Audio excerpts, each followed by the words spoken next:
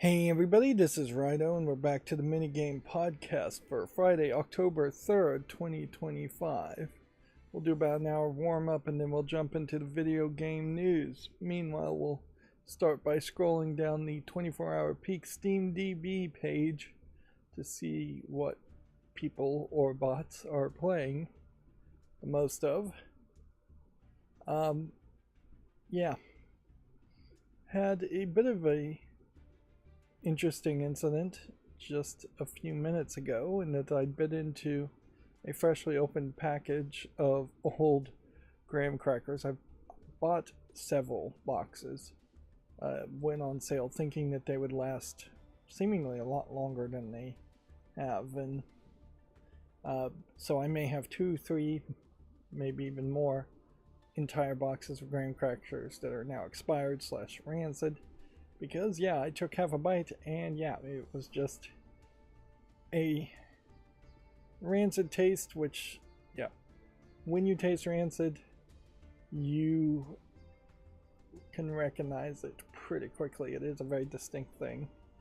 So, yeah, I'll keep myself hydrated. I spit it out, brushed my teeth a couple of times, but the flavor still has remnants that haunt me even now.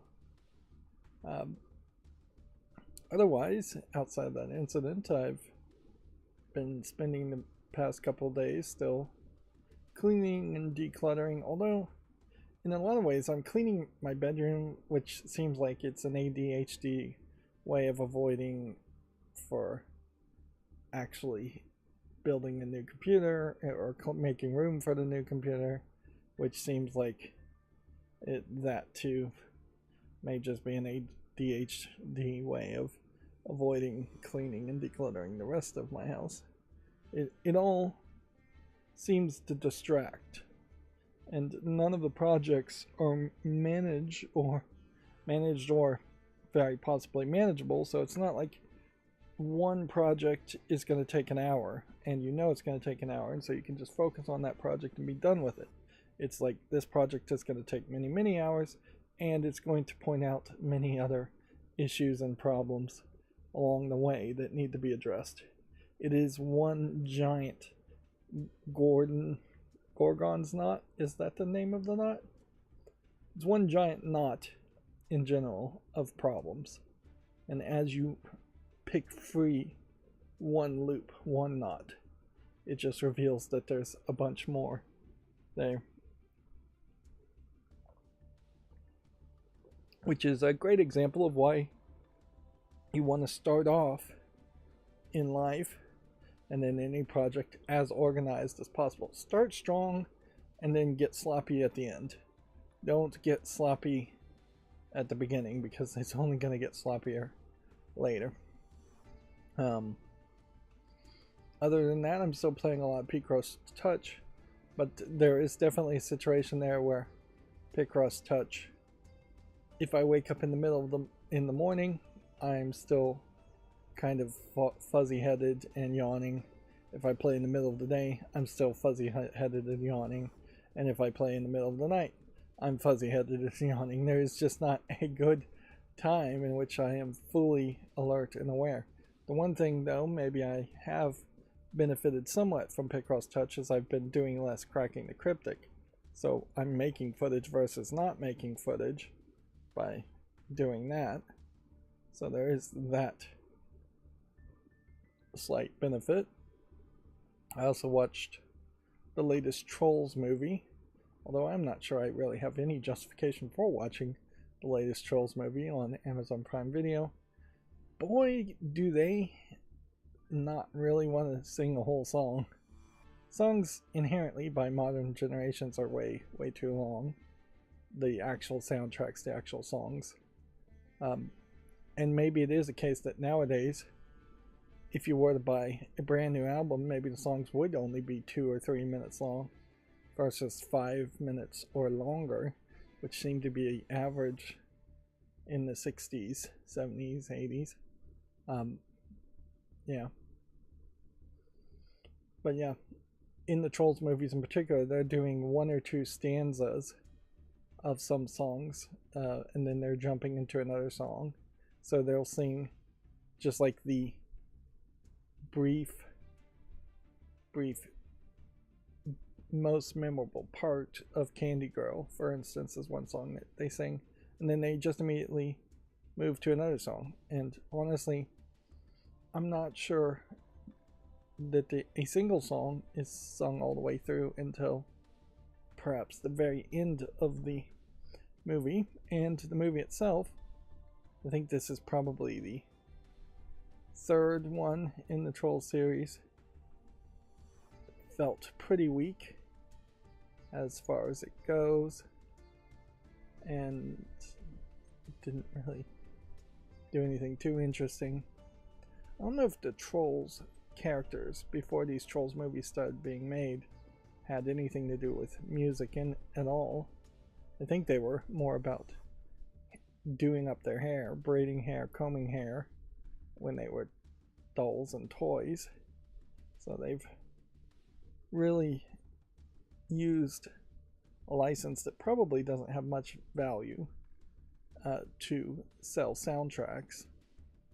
And so I'd have to assume that the Trolls movies are made by one of the three major companies that owns a lot of rights to music. And that's the move. But yeah, I don't think kids today are actually going to sit through an entire song. And radio doesn't make it any better. At least terrestrial, over-the-air radio doesn't make it better. They don't play the entirety of the songs either. They cut it down and fade it very often. I wouldn't be surprised if Pandora does the same thing. So, are we really involving any music appreciation at all when it has just become increasingly acceptable to not actually appreciate or consume songs? And this is an incredibly weird argument for me to make as someone who is tone deaf and doesn't even listen to music. But at least I recognize that in myself and intentionally didn't engage with music. And yeah, there's a small subset of people where music just sounds like noise, and I think for the most part that is how I would interpret it too. Although I can appreciate video game music because there's no talking behind it. And yeah, when I do listen to music in English, I often listen to the lyrics and realize how ridiculously bad the lyrics are. Either they are saying just random garbage that means nothing, or they're often saying something very horrific if you just think about and interpret what the sentences are.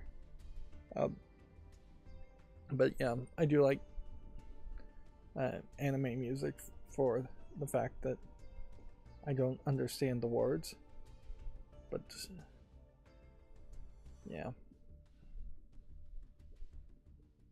I wouldn't go out of my way to actually listen to it. The Memento Mori music does have English translations, and I find them tolerable enough.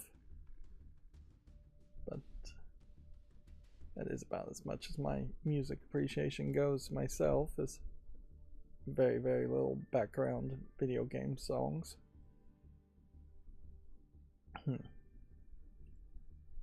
Yeah, otherwise I have been probably lying in bed way too much yesterday. I realized yesterday as I was going to sleep was that I was already feeling pain in my side before I even go to sleep, and that tells me I need to probably sit up and put less pressure on my side for probably a good 6 months or longer. Otherwise, there is always that danger of a pressure wound and bed sore, effectively. And that's not something anybody wants.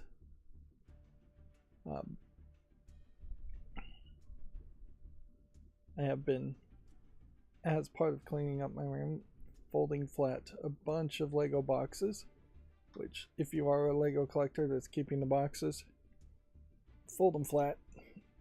Start from that direction. Don't think that you're really going to protect the boxes that much more by keeping them as boxes, and it will take up considerably less room that way. Fold them flat, find a bigger box to stick them in, and stack them all up in that bigger box. Inherently, most Lego boxes, whether they're sent by Lego themselves or Amazon or you get them in a store, tend to be pretty banged up in shipping before you even get them. So like a pristine mint condition box is highly unlikely to even exist for Lego sets and most things these days, which kind of sucks.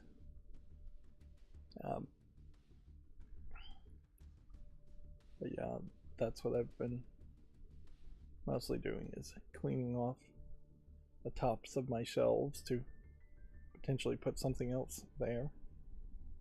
Yeah. I am noticing as I make progress of cleaning and decluttering, my house is just becoming increasingly emptier and emptier, and could be compressed into a smaller house, which I wouldn't be 100% opposed to. We'll see if the Publisher's Clearinghouse drawing today turns out well for me. By the way, I looked up the odds on that, and best I can guess, the odds of winning that is somewhere around 1 and 2.4 trillion. So, but it may not actually be 1 in 2.4 trillion, though. It might be a lot more than 1 because of the way their advertising emails go. As far as just giving you more entries every day. 10 entries here, 10 entries there. There is a need for the new company that owns Publishers Clearinghouse to have a winner today, so that they can get away from the negative news that the bankrupt previous Publishers Clearinghouse is not paying what they were paying, not paying anything to previous winners who won some of their $1,000 a week for life type offerings. But yeah, almost everybody who wins the lottery takes the money in a lump sum, loses a ton of it, and then ends up losing the rest of it because their spending lifestyle skyrockets like it's never going to run out, and because they just would have never had the ability to save. So until this bankruptcy, I would have suggested most people should have taken $1,000 per week for the rest of their life. But now, knowing what I know, the right move would have been to cash it out and then put it into a probably Roth IRA, or something else like that, to let it grow interest and live off the interest. But yeah.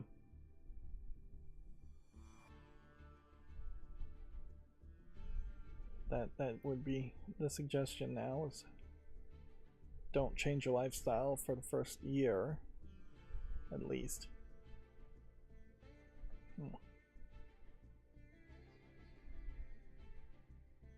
Again, I suppose if I'm gonna fantasize, what I'd really like to do, if I won, is build a new house, but not one that's too expensive. Just something that's newer and more to my liking and more accommodating to me personally, and then sell my current house while it's high to recoup a lot of the investment in the new house, which my current house is old, probably approaching 100 years old, so it is definitely at that point where it would make sense to make it somebody else's problem, and then with the rest of the money live off the interest and just find people to pay to do things that I want done faster than me doing it personally.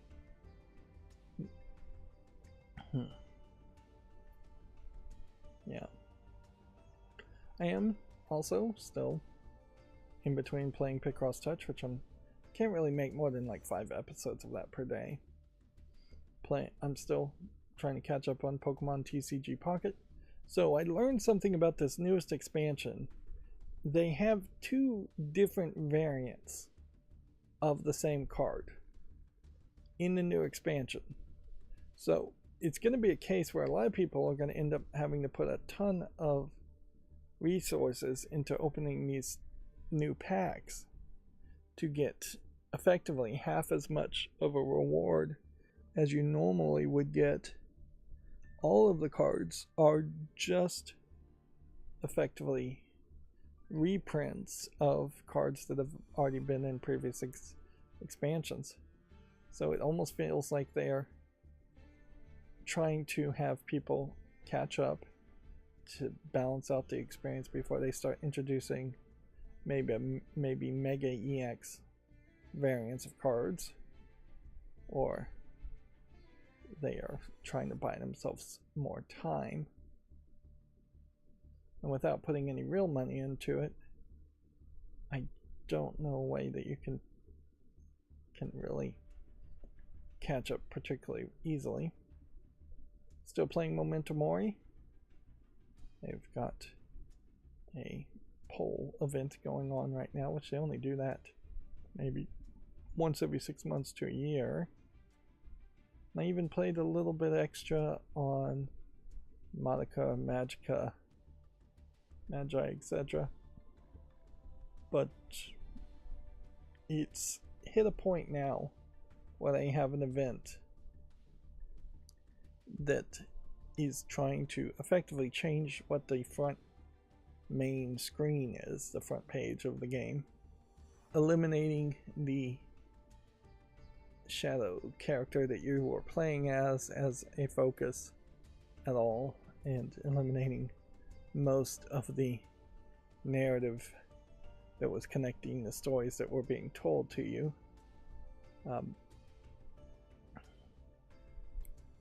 So yeah, I still feel like what they really are doing is just throwing every single concept that they had thought they were going to do over the course of years out as fast as possible before they run out of money and shut down. We can see Madoka Magica, Magi, etc. here with its different icon. Half anniversary icon, which changing the icon is always a weird thing, is down 6 spots to the 69th position. Yeah. I don't think it's going to make it to its first anniversary if it continues trending like that. Yeah. The Prime Day sale, I now know, is happening in 2 or 3 days. But when it is actually going to be on sale is questionable. And I did already make a mistake. There was some smart LED bulbs that had a coupon on it, which made it about half off. I bought 4 of them. I didn't realize the coupon only applied to the purchase of the first unit. So where I was expecting to spend about $60, I ended up spending about $100. And I'm like, alright, well, that sucks, certainly, but probably can only use the coupon once.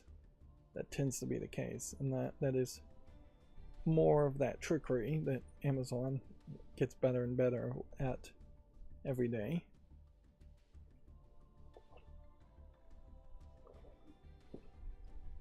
The kid I gave a Steam Deck to, his parent, had gotten a Steam card somehow, and I had told him, and I do believe this is true, that he shouldn't just buy games on the kid's account. There's 2 reasons for that. One, that the kid may get banned or lose the account at any point, or abandon the account. But 2, the kids' siblings probably can't share the same game that way. Yeah, and that creates a different type of situation, certainly, when you think of it like that, as far as just like, yeah, it more than likely, I think when you're doing Steam Family Share, you should gift the games to an adult account or put them on the adult account so the adult has control. He can take the game away if something shows up as a problem, and he can share it, assuming it is family share capable, which almost every game on Steam is. But yeah,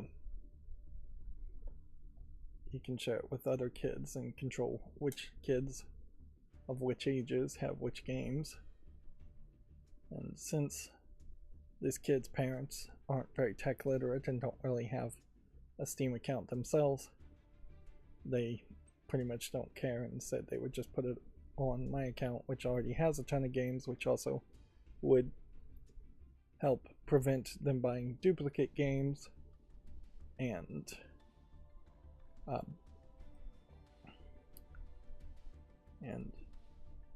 help sort around things. So, see if I can, when you do that though, when you're buying something, let's see if we were to add Spider-Man 2 to the cart and view the cart. See if this will work.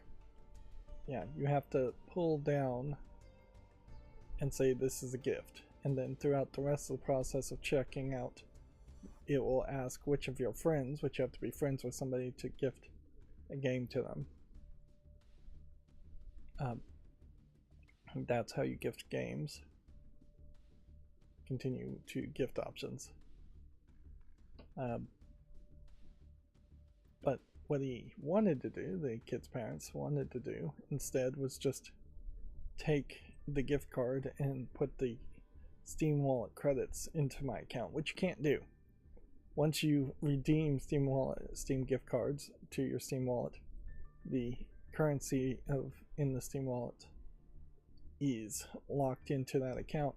You could technically try to buy something in the marketplace and then sell it and trade that something, but then there'd be also long wait periods around all of that. So the only way, if you have a Steam gift card and you want somebody else to have it, is to just give them the numbers on the Steam gift card and let them claim it themselves. So this sale ends in 3 days, which is going to just completely overlap with the Prime Day sales too. And yeah, I really should just remind myself that I shouldn't really be buying anything in either sales. And it's only going to be they are giving away stickers. Interesting.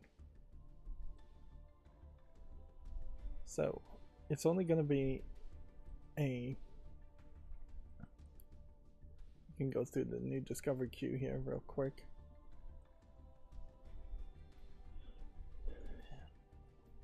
A few months, maybe 60 days at most, before you're going to have the much bigger, more rewarding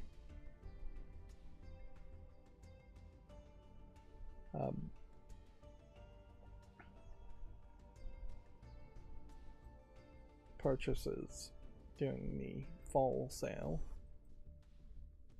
Yeah.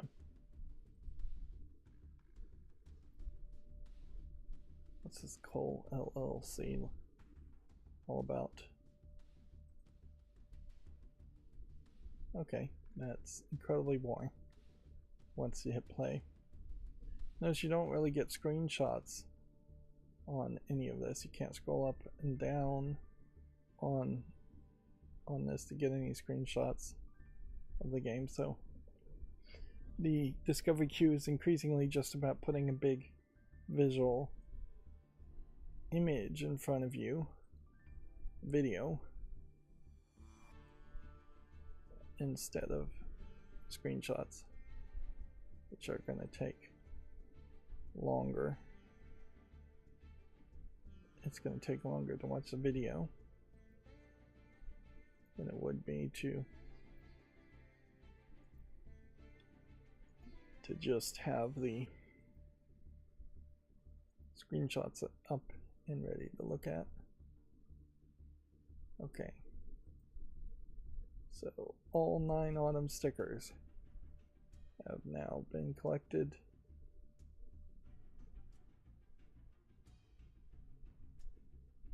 Okay, so that, how do you get more stickers?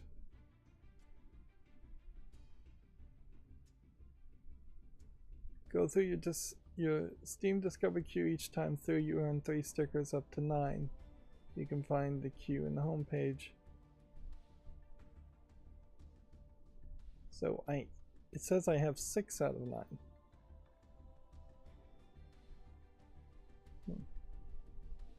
What is this?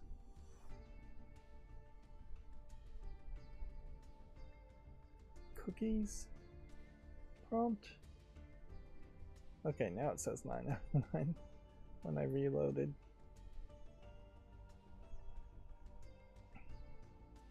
Yeah, I don't know where else you would get the stickers there. In that case. Trading cards used to be the thing that you would run into. But they've pretty much given up on trading cards except for the big sales. The front page is still completely full of big sellers and only big sellers.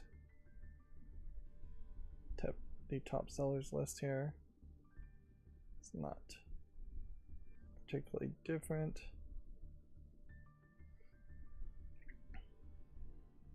So yeah, the kid that got the Steam Deck from me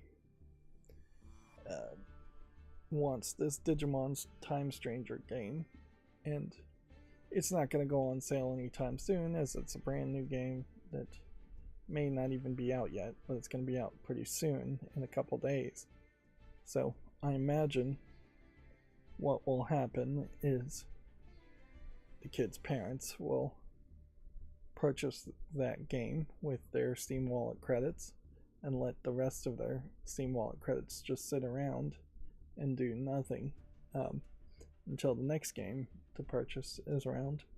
Which that's not a terrible thing as a content creator here, because if there is a kid that, because of his social structure and his just general kid's inability to wait until a sale happens, if he's just buying games at full price that are brand new and then he's playing them, then I can sneak in and play them once he's done playing them and make content off of them, and it's a win-win scenario basically in that case, and in the long run saves me a few bucks too, so I can continue to buy older games.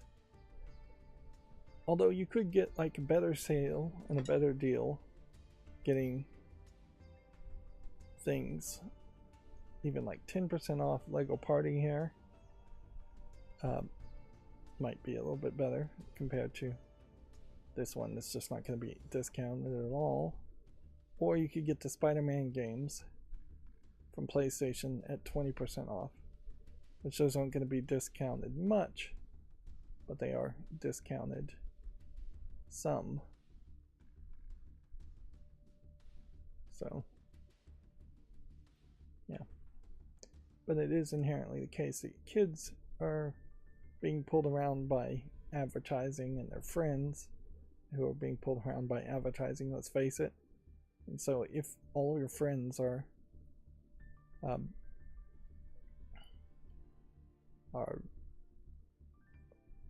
playing a game, then the kids are going to want to play that game, and socially they kind of need to play that game so that they're in the know and can have those kinds of water cooler moments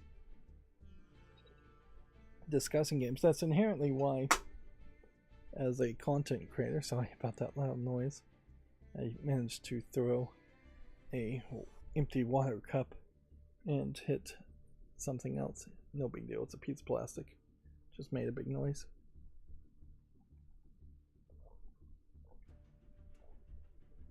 Yes,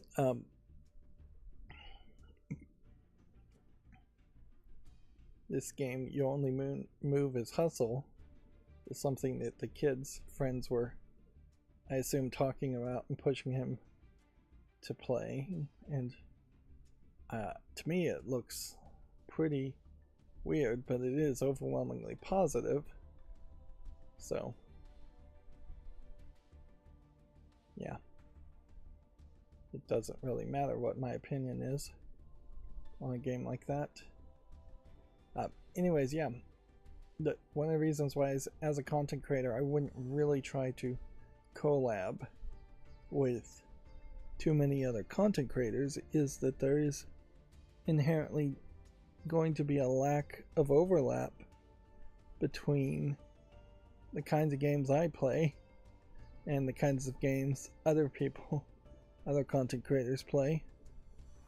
And yeah, even if we did play the same games, our reception and my commentary on it might be completely different. I could easily see myself being a video game critic, making content, reviewing the game, while other people might be hearing that, if it was a multiplayer game, hearing me talking and making recordings, and getting pissed off on what I'm saying, or feeling like I'm just pooping on the game.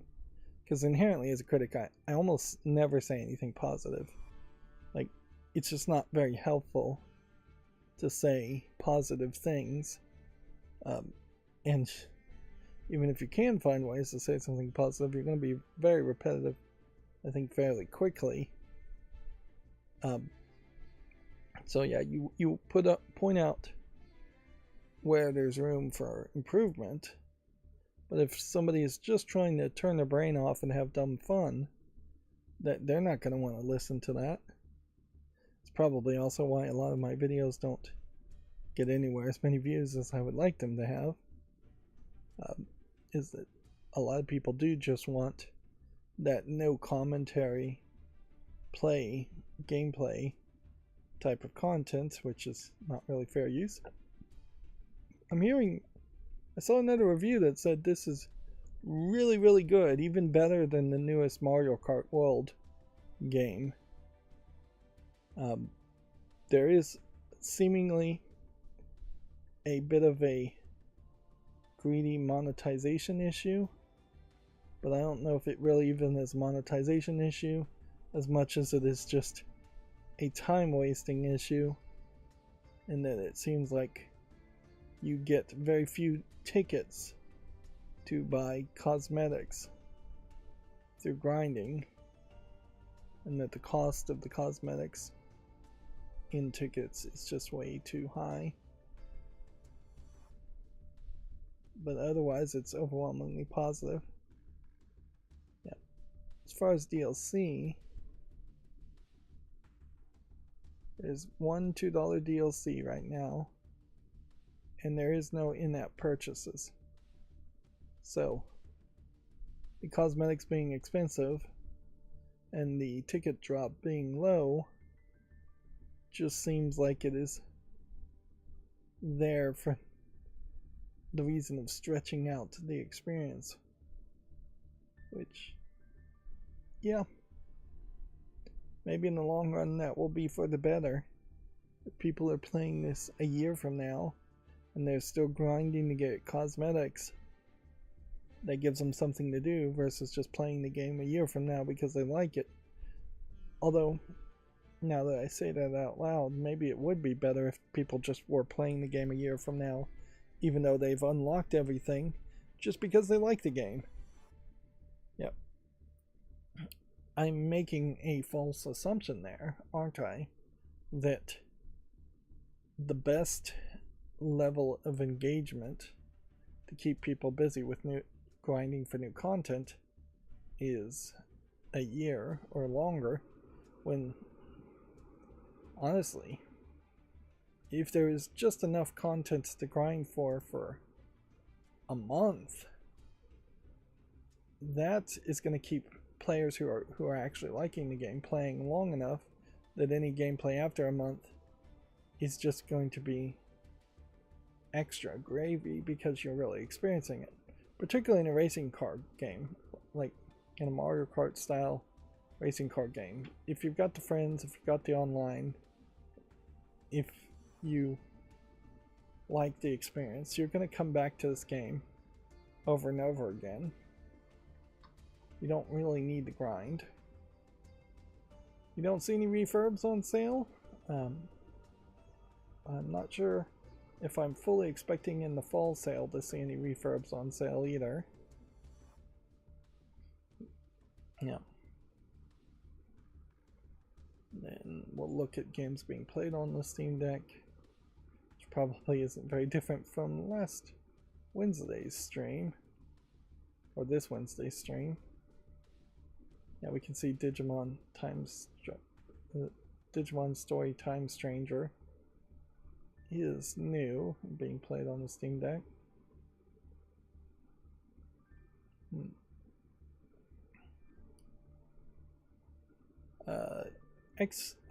We'll probably end up talking about this, but Xbox has raised its Game Pass price. We may have talked about it in the last stream, but that seems like that is probably the biggest news at the moment. Yeah, at least off the top of my head, that's probably the biggest news. Yeah, this game is 82% positive, I think. And I really gotta get these fonts to be bigger. Yeah, 82% positive. What's the age thing here? T for teen. Let's see, suggestive themes, mild language, use of alcohol, fantasy violence. Okay. I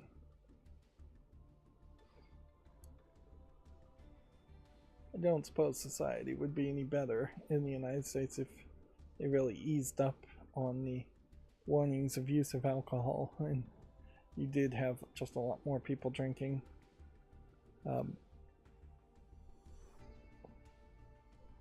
Yeah, I would still be for more of the legalization of marijuana, more and more, before I would be pro alcohol. I said that was going to be an hour to warm up, and really it was only 40 minutes, which is all I think I really have to say, because yeah, I probably really haven't accomplished that much over the past couple days. And so yeah, let's go through the Video Games Chronicle news next. Quote, there are no easy solutions. Helldivers 2 dev explains why the PC version needs 3 times more storage than console, because consoles run the game on SSD drivers, not drivers, drives. There's no need to cater for slower read speeds. Okay, that subheadline does not make any sense with the main headline. I was heavily assuming it needs 3 times more storage because it's pre-rendering shaders and caching a lot more of the game.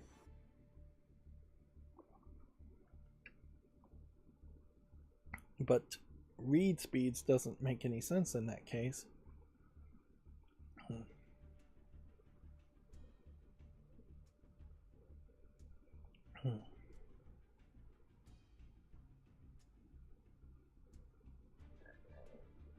He explained the main reason for it being 150 gig install, 3 times what's on the PS5 and Xbox Series X and S, is to cater for players who still use mechanical hard drives to play their games, and there's the need to duplicate content to improve loading speeds for them. Let me throw out an easy answer where the headline here was there's no easy answer.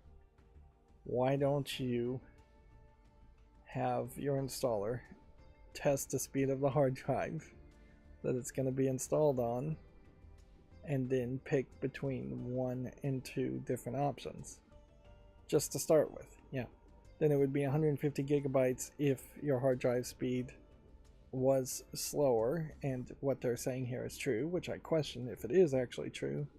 And then if you do pass a speed test, which, yeah, you could just use something like Crystal Disk Mark from a console command in your installer to test that, you would install a much smaller 50 gigabyte or thereabout version. That being said, this still does not pass the sniff test to me at all, as hard disk drives store data on a splitting platter in the physical arm, while read of the read head has to move across the platter to find and retrieve data. The time it takes for this arm to seek or move to the correct location is a significant performance bottleneck. Now, I guess technically that's true, but it doesn't explain why things are bigger. To solve this problem, we deliberately duplicate, sounds like you triplicate certain data files, like common tree textures and a sound effect, and place copies of them physically close proximity to where they will be needed in the game. Well, here's the big question. Amongst all of this, is Helldivers 2 known for stuttering and having micro-stutter problems? Because if it is known for not having those issues, maybe this is the solution that more people need to do.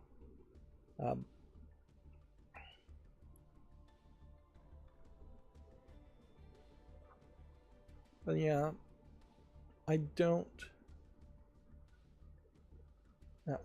this just does not pass the smell test at all. It seems like a ridiculous thing you might do on a spinning CD-ROM in the 70s and 80s to increase speed. Doesn't seem like something you would do in modern times.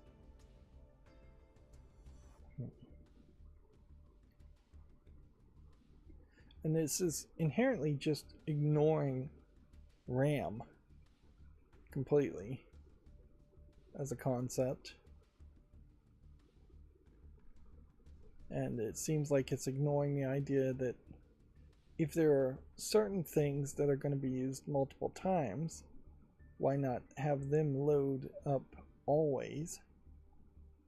And then you could have it work that way. Man, I don't even want to read the rest of this article. This sounds like this is a load of BS to me. I'm fairly well educated on how computers work, I would say, and it sounds like maybe they found the trick to optimize here, but they are almost certainly optimizing in that weird way instead of optimizing in a more efficient, more logical way. It feels punishing, punitive, like they are intentionally just trying to make a worse experience for PC gamers because PC gamers have hard disk drives, when it would have been easier just to say you must have an SSD to play it, or let people play it on a spinning hard disk drive and just have a worse experience and say, well, you're not meeting the minimum specs.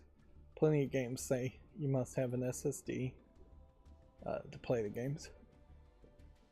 Yeah, and we've had similar stories where Helldivers in particular, despite being very, very popular, sometimes puts out these messages and does some weird things. And it seems like they are effectively just trying to gaslight the players. There.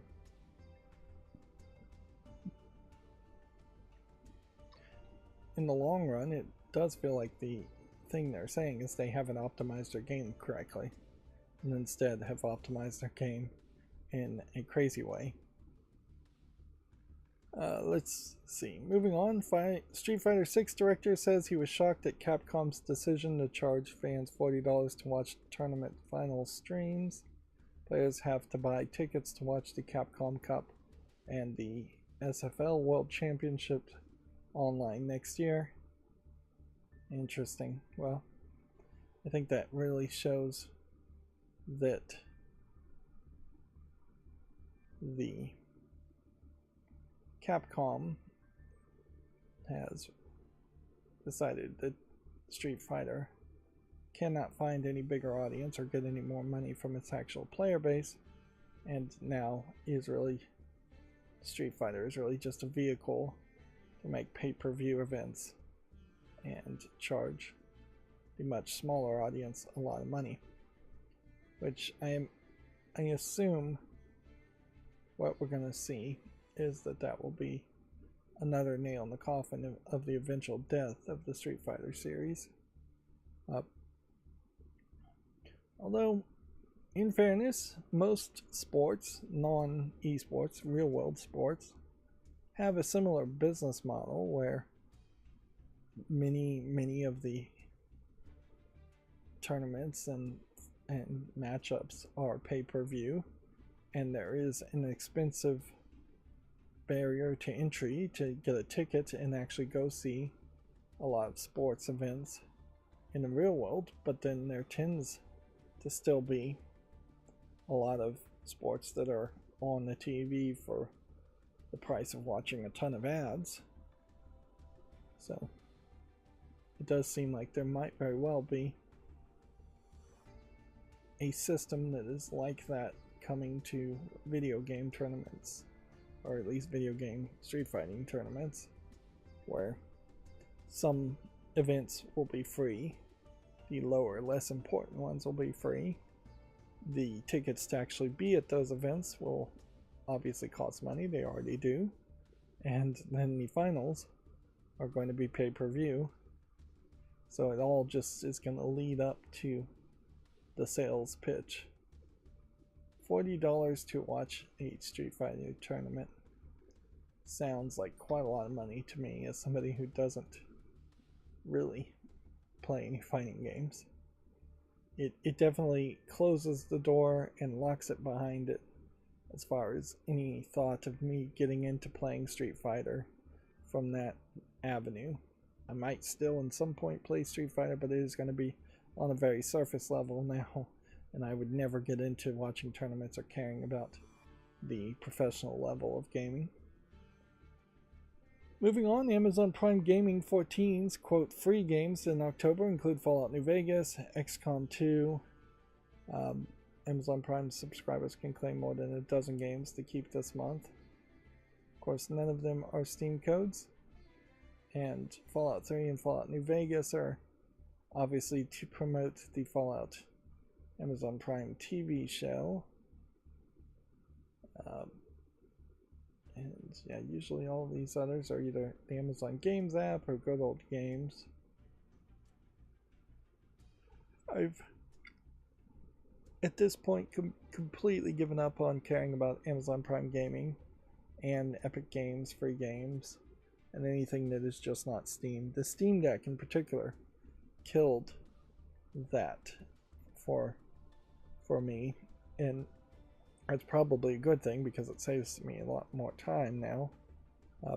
Well, 5 minutes every month or so. But yeah, the idea of jumping through hoops to try and run in the Amazon Games app on the Steam Deck or the Epic Games Store on Steam Deck is not appealing at all. Yeah. Looks like Video Games Chronicle is back to making first plays. House of Golf VR uses mixed reality to let players create mini golf courses anywhere. The game is directed by the the co-creator of the Wipeout series. Okay.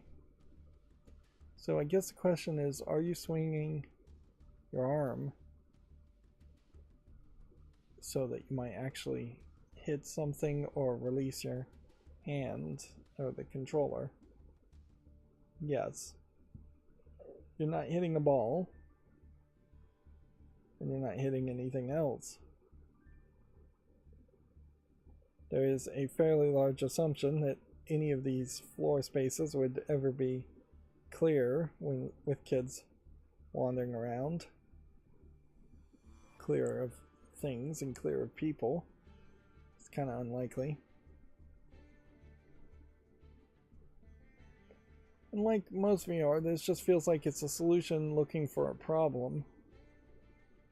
You would have a much better experience having a mini golf game just in a 3D environment, not using mixed reality. And you probably would have a better experience playing outside of VR. At least a cheaper experience, to say the least.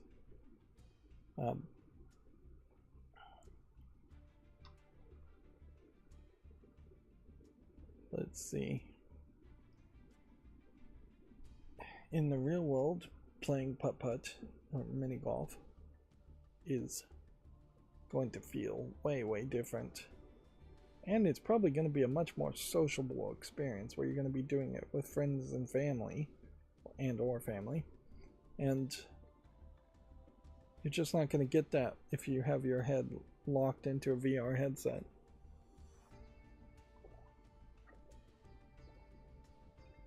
I've never seen, well, maybe I've seen one co-op VR game, but I don't think I've even seen one. Moving on, Starbreeze has canceled its Dungeons & Dragons game and is laying off 44 staff as it focuses on Payday. The D&D Project Baxter was supposed to be released next year. This is the next chapter in a long-running book of failures by Starbreeze to just find a way to be profitable. It's so easy to not even recognize or realize that Payday is basically supposed to be Left 4 Dead, but it doesn't have zombies and instead has bank robbing. And maybe that butt is too big of a butt, and that's why you lose a lot of the audience that you might have and make your game feel completely disconnected and different. Yeah, they have tried everything, and they seem to be unable to secure funding long enough to actually develop a game and release it, and unable to do really anything other than try and continue to make money from things that are already making money and lay off people. With another 44 staff being laid off, I think Starbreeze is probably just circling the drain. Probably has been since probably even before September of 2023.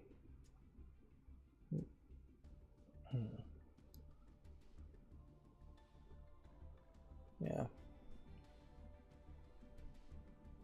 Does Embracer Group own Starbreeze still? This might be a bigger Embracer Group issue too.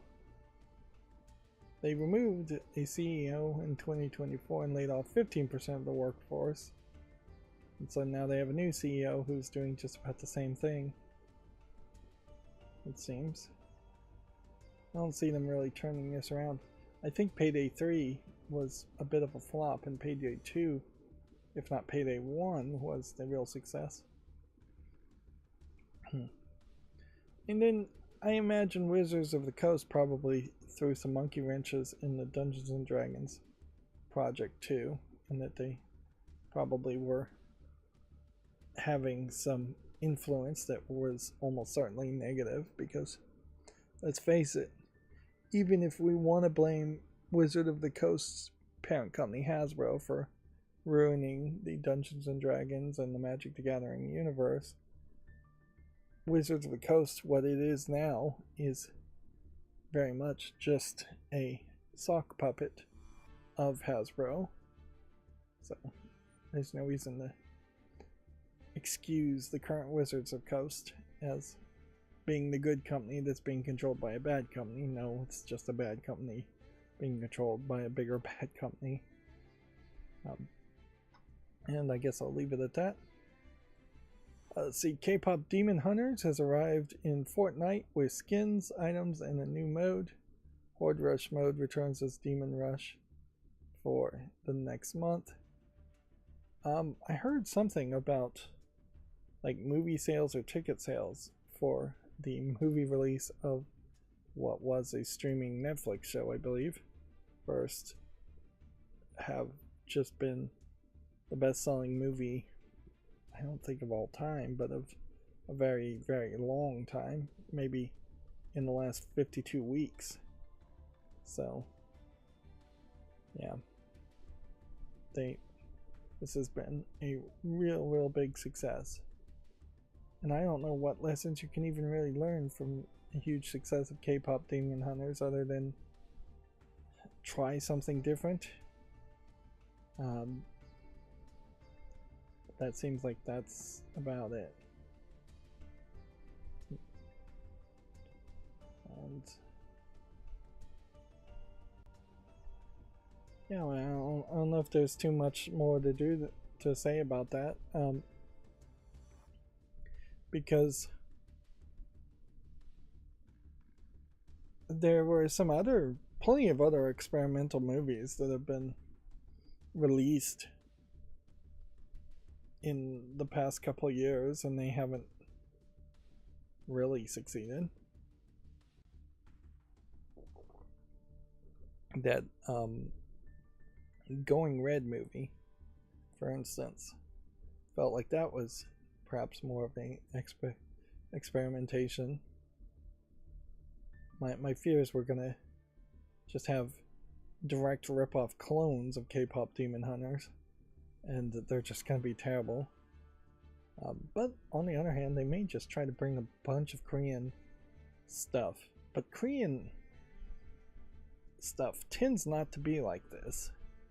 Anyways, so if you try to bring real Korean entertainment, which tends not to be animation that gets brought over to the West, I don't know how many Korean K-anime type shows are actually even made. You're going to get a lot of different stuff in that case, and it's not going to have this soft CGI look to it, and it's not going to have the Netflix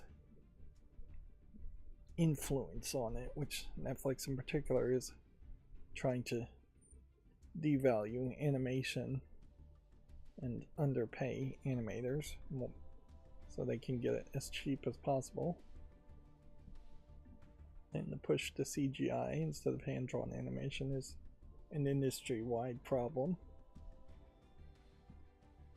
And I think very quickly you may see a show very much like this that is just trying to use AI to do a lot more stuff. Moving on, Walton Goggins will appear as the Ghoul in Fallout 76. Goggins will reprise his character from the Amazon TV show. It's been a while since we've heard of any new announcement around Fallout 76. We have one of these just talk to the screen dev chats for 20 minutes. It's interesting to be wearing a headset and talking. You have like a really nice set developed here. I don't know why you would not just put a boom mic, or I mean, you don't even really need a boom mic, just a microphone hiding up here, you could get both voices pretty easily. You could put one above each person. You could put a mic on the table.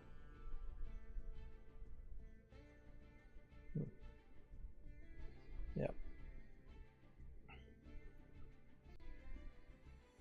Moving on, Final Fantasy VII Remake director says that lighting is the crucial factor to making it look good on the Switch 2.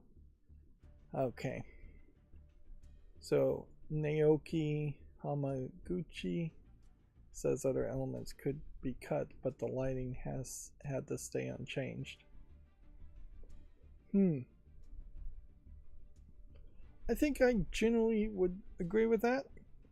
The human eye is most powerful in determining differences in brightness than it is differences in, say, colors or detail. Otherwise. So yeah, if you can get the lighting to stay about the same and then you are reducing the color gamut or reducing the frame rate, it's going to be less noticeable than if you were reducing the brightness. Most people would instantly recognize a game that looked significantly less bright.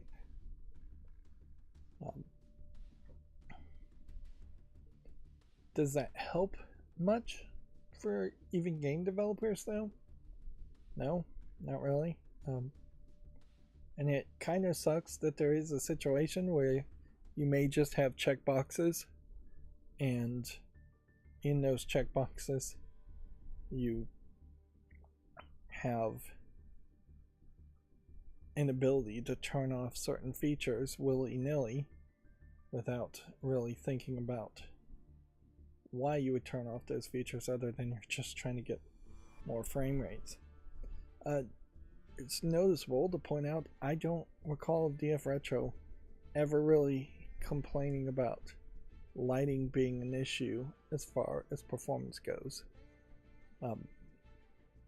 They sometimes in the past have sung the praises of a few games using ray tracing and lighting in that way, but it's more shadow mapping and shadow details that tend to support performance more than the lighting does. Maybe shadow mapping falls under the category of lighting in this case. Yeah, there is definitely examples of games where when you look at them with ray tracing on, the light maps and how things look are drastically better than with ray tracing off. And weirdly, there have been some instances where you have bad light mapping, and then you have examples of the exact same game with good light mapping, and that makes the game drastically look better too. So yeah, I'd say lighting does probably play a big role.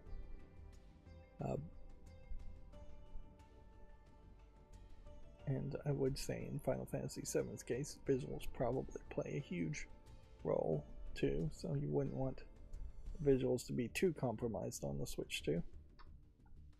Moving on. Let's see, Amazon has, quote, completely redesigned Luna with party games, including an AI Snoop Dogg courtroom title. Luna's new game night service will focus on multiplayer games. They are shifting their focus, I think, exclusively to the idea of, well, you've got this service because you have Prime. I assume you have Luna because you have Prime. And yeah, game night will be included with Amazon Prime at no additional cost. It will let non-gamers effectively join games by scanning in a QR code. And so this is taking the idea of the Jackbox Party Pack implementation to the next level. Which, yeah, that might give a little bit more diversity in the types of games you're playing on on your phone.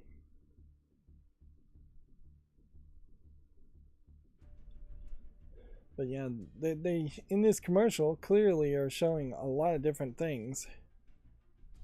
In a lot of different ways you're playing with a lot of different things, so it definitely feels like Luna isn't particularly being pigeonholed into one concept, really.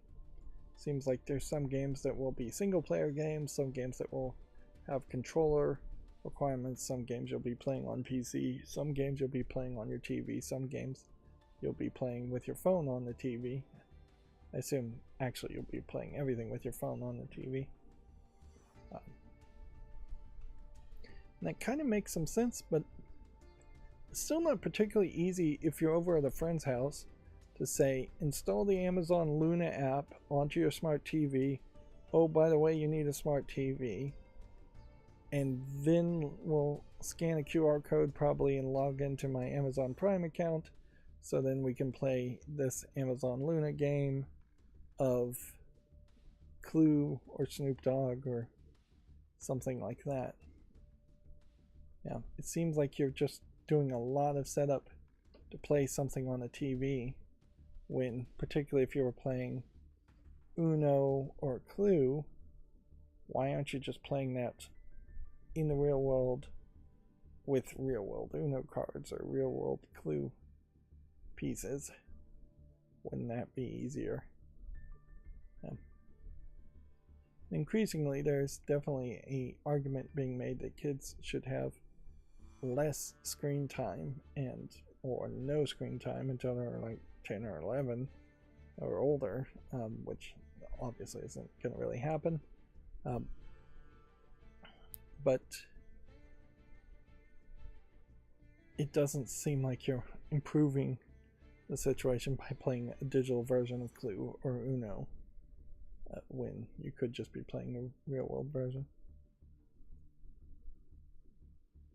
Let's see. Moving on, Xbox Game Pass Premium members will now get new Xbox games within a year, except for Call of Duty games. Microsoft has announced sweeping changes to the Game Pass this week.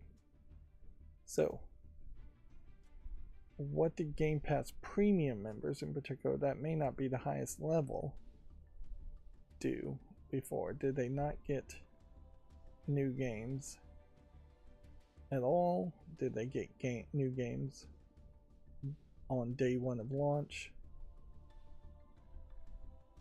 Yeah.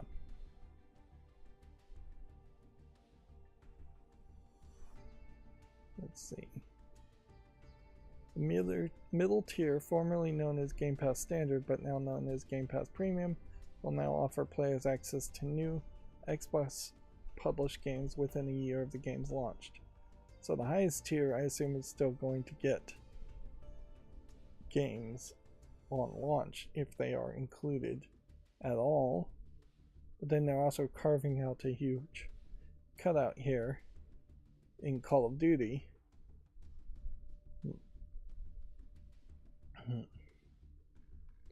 Which, if it's been nearly a year since Call of Duty has been launched, I doubt people are really going to want to play Call of Duty a year later.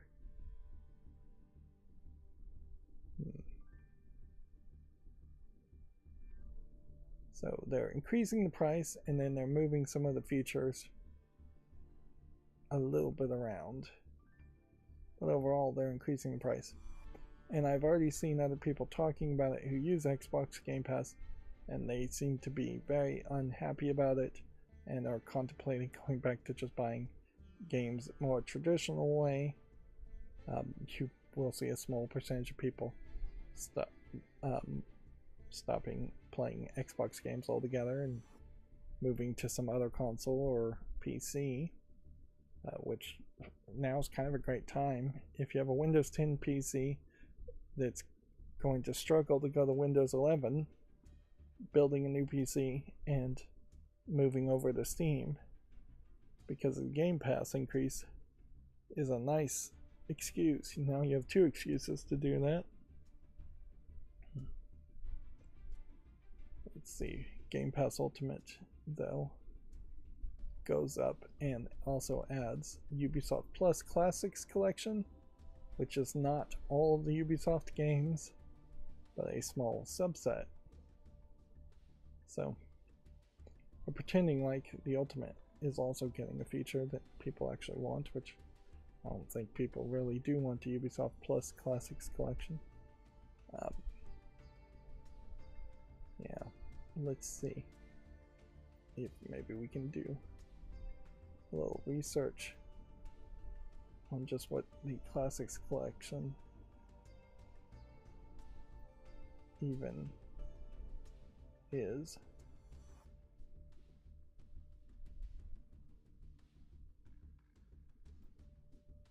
Okay. Browse games. Ubisoft Classics. They're definitely trying to trick you here.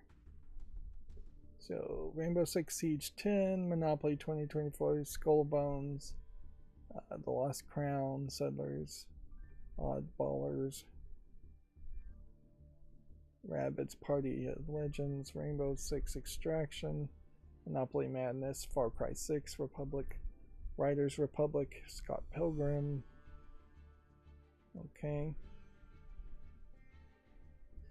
Doesn't look like it's that long of a list of at least the first page of what they want to show you. It's a decent collection of old Ubisoft games. But you lose access to all these old games as soon as you stop paying for the Game Pass subscription, whereas you could get a lot of these games on sale and probably played a lot of these old games if you wanted to play them.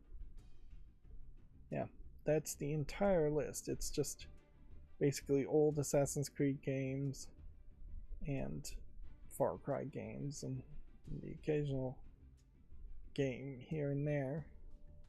But there are some noticeable things that are missing too, like Grow Up and Grow Home are missing here. That should be a Ubisoft game. Let's see if we went to the premium list in contrast. Seems to me like it, yeah. A newer version of Uno, Star Wars games, Beyond Good and Evil, Avatar games, Rayman games. Let's see, what else? Watchdog games, Anno games, Settlers games, Transcendence.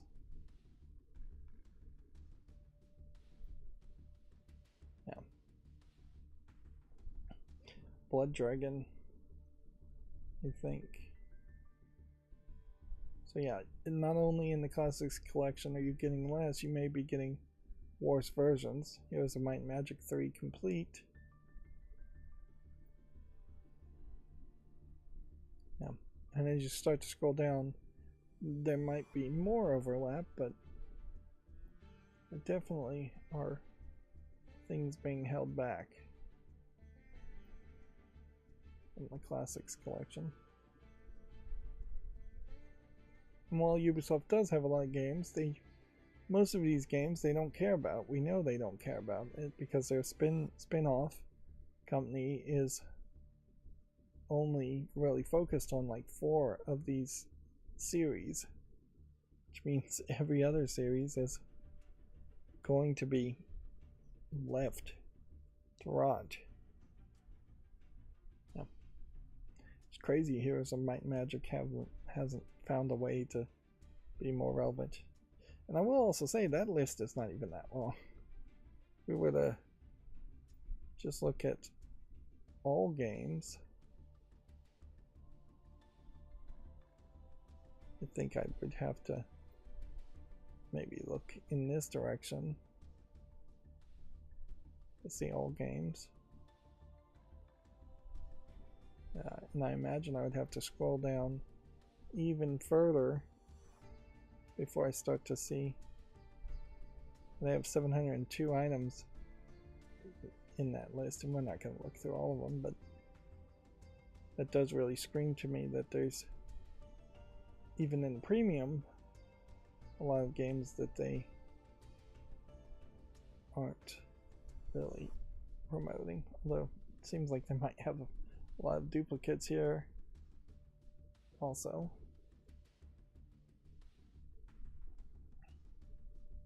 So yeah, as a way too long way of saying it doesn't seem like people are happy with Xbox Game Pass. I also saw that the cancellation page was literally crashing because so many people were trying to cancel their Game Pass. I mean, and all I guess I can say otherwise is the Steam Deck LCD version is 20% off right now. And if you want to go fancier, get the OLED version. And if you want to go fancier, build a PC or buy a pre-made gaming PC if you can navigate the dangers of buying a pre-made PC that's actually going to be a piece of garbage and not run well. And here is the story we've just been talking about. Xbox Game Pass Ultimate is increasing its price by 50%. It now includes Fortnite Crew also on top of the classic Ubisoft titles, which people playing Fortnite, I've heard, it is argued, would just be spending all their time playing Fortnite and could just buy that individually instead of paying for this Ultimate. I don't even know what Fortnite Crew really gives you. What specifically about Fortnite Crew is different than just playing Fortnite? Probably not too much. Alright, well, it's been about an hour, and so it's time for my first bathroom break, so I'll be back in just a few minutes.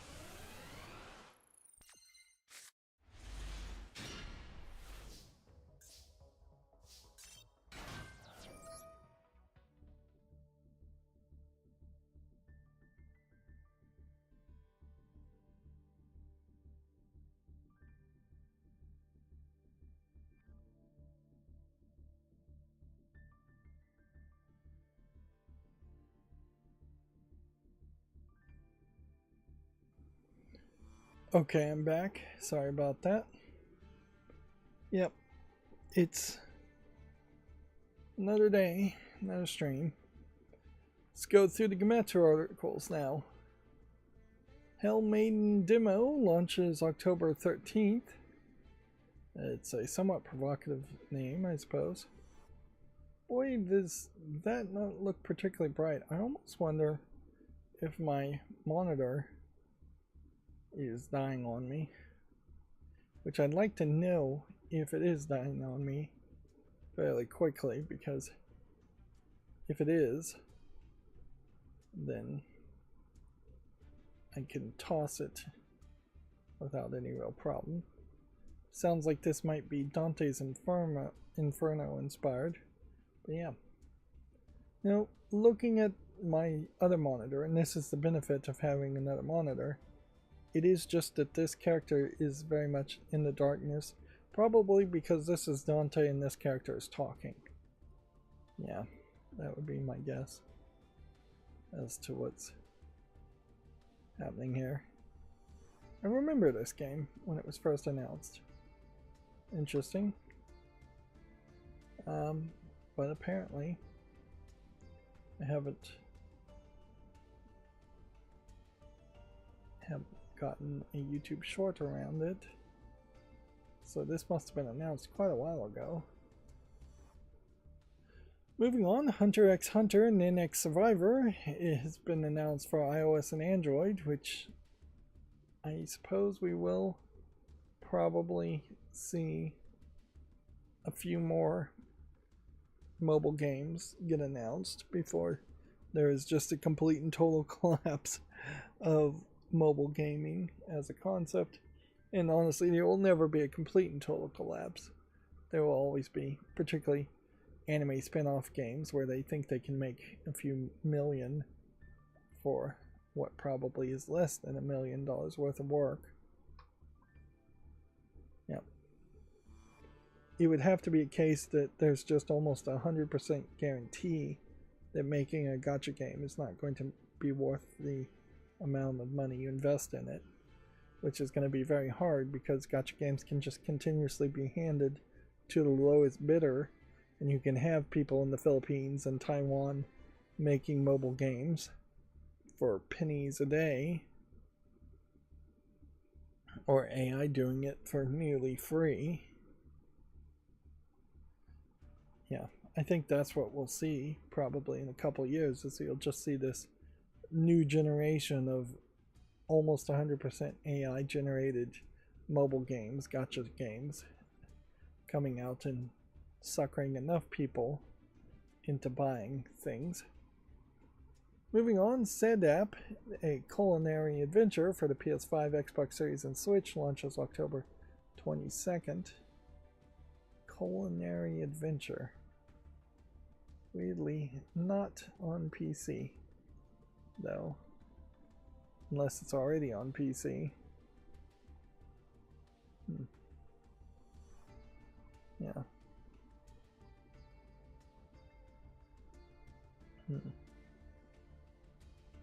It's already on Steam. So let's open that. I briefly, at my gamer meetup, played a little bit of Cook Serve Delicious and had no clue whatsoever what I was doing. And yeah, that's probably not a good game to be playing at a meetup with random people who haven't played the game before. And inherently, I think that might be a problem with a lot of cooperative games, is that unless you can get all of the people into them at the same time and have a group of friends that know how to play, you can get maybe 1 out of 4 players to be new and teach them quickly.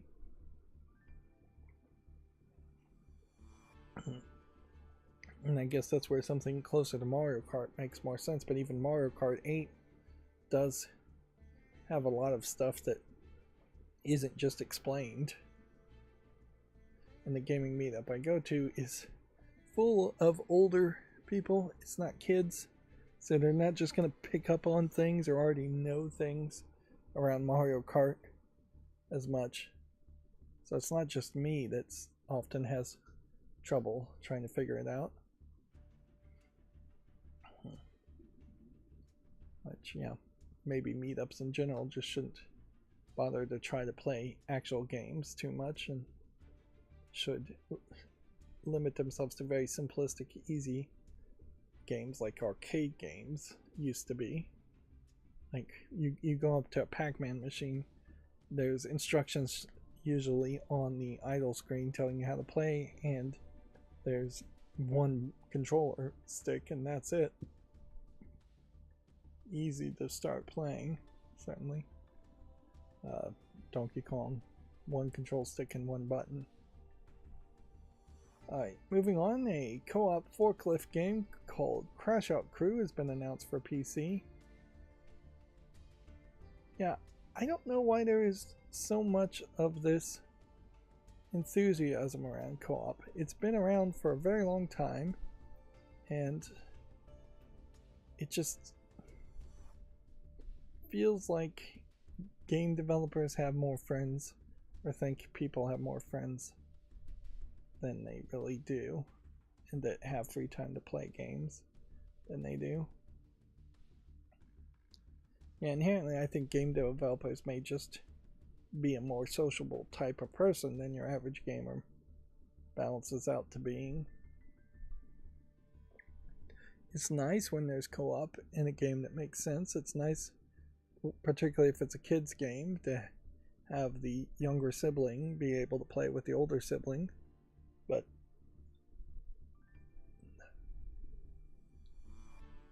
at least when they do games of service, you know that they're doing that specifically because they want players to create the content instead of the game developer creating the content. I'm not sure the same can be said for co-op. And games of services inherently are betting on making a lot of money through either subscriptions or microtransactions, where that is also not happening in co-op. And yeah, that one company that makes It Takes Two is weirdly continuously making more games like that, which No Way Out, It Takes Two, and then I don't remember the name of the newest one, are three games that all look interesting and like something I'd want to play, but I couldn't ever actually play because of the co-op aspect. And in those cases of those games, the co-op splits, so it's not even really co-op 100% of the time. Moving on, Meijogami demo is now available for the Switch 2 and Switch. This looks like this is some kind of action platforming side-scrolling game. It's got a lot going on in every visual, and it definitely looks like it's got some anime girls showing up in a lot of places too. Let's see it on Steam.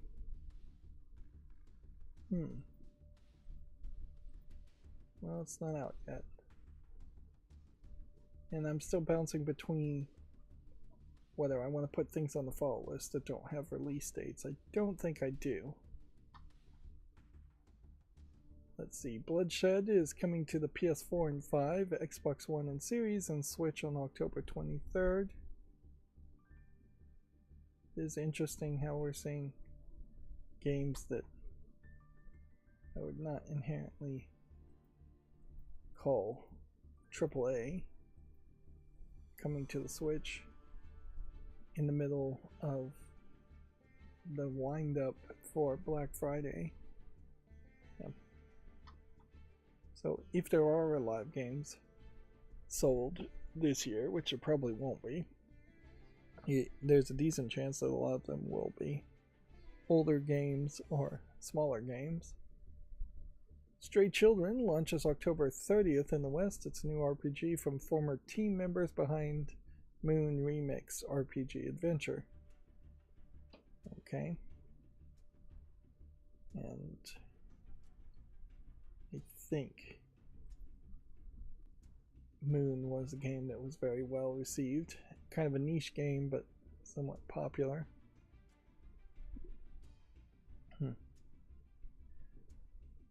I heard someone else talking about this, and this kid gets sucked into a video game console.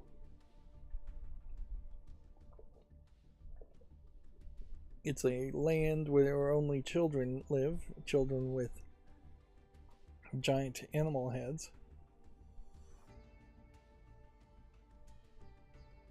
And olders are the bad guys.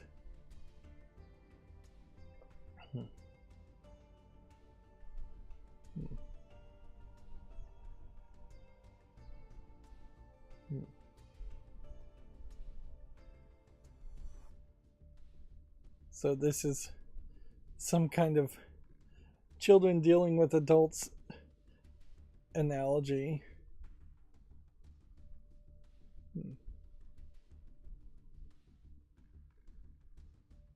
Interesting. So this feels a lot like Undertale.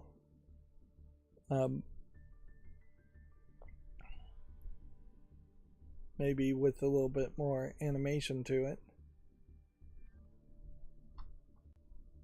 So yeah, we're starting to see more and more of this kind of stuff where people want to make an RPG game, but they also want to tell a different story, or they want to have a different art style to it. I can't really blame them for that. Undertale and its sequel Deltarune, I think, played a big role in that idea, but it had to eventually happen anyways because things have already been done in things like Chrono Trigger, or done to death in things like Final Fantasy, as far as older stories, less weird stories. What I want to know, though, is Onion Games. The Moon is rated very positively. What else did they make? Yeah, it seems like a random assortment of things I don't think I'm particularly familiar with.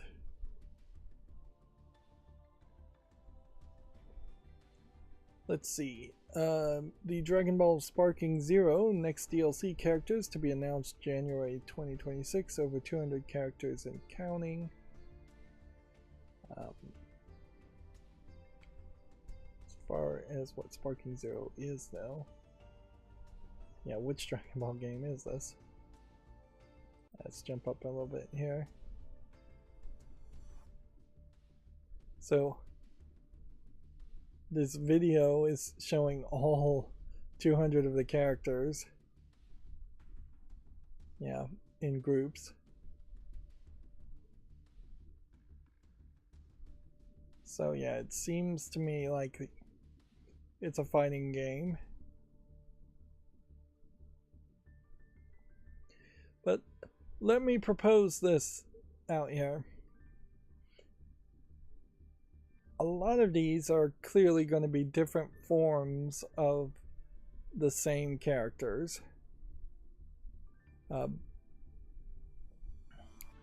But also, I would say roughly 6 to 10 characters are the only interesting characters in Dragon Ball and Dragon Ball Z. Yeah.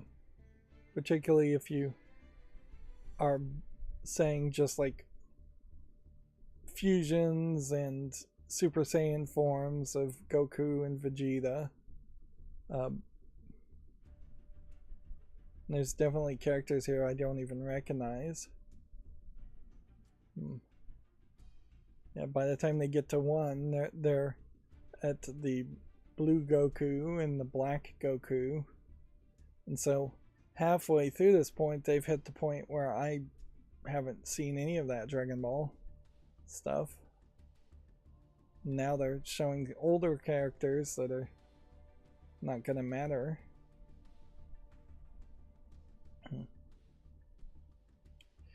inherently, when you think about it, though, uh,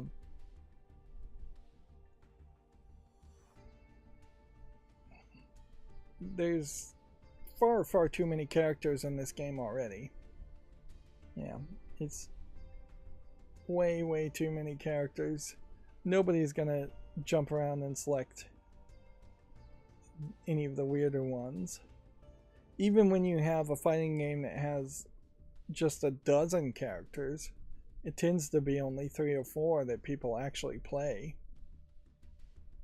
And there's no way you're going to actually get a good balance. Yeah. Now I don't want to sit through the rest of this. Plus, it does occur to me that I may be getting Content ID claimed even now. We can see Sparking Zero on Steam in the last 30 days is only 67% positive, so I wouldn't be surprised if people are unhappy. It's a joke. Fire. Lack of post-game support has been abysmal. Bandai is sitting on gold and yet they refuse to start mining. All of a sudden the game crashes instantly after launching. Every solution has failed. Game is entirely worthless. The gameplay is far too simple and repetitive to be substantial, and there's only 2 unique special moves per character. Oh wow, that sounds ridiculous. Maybe that's the way they're trying to have balance there. No way to personalize your gameplay. There's very little representation from any of the Dragon Ball series besides Z. There are barely any original Dragon Ball or GT characters, and several characters do not return from previous games in the series. There are, does that say O? Characters from Dragon Ball Super manga exclusive arcs that have existed for several years, and they have the nerve to make DLC characters of the Heroes movies that came out 2 years ago.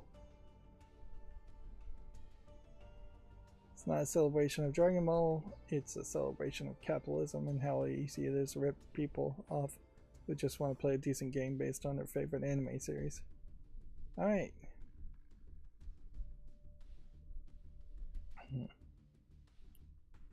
So yeah, the Dragon Ball fans, who I imagine are somewhat demanding, don't seem to be really liking this experience these days post-launch. And you can see that this game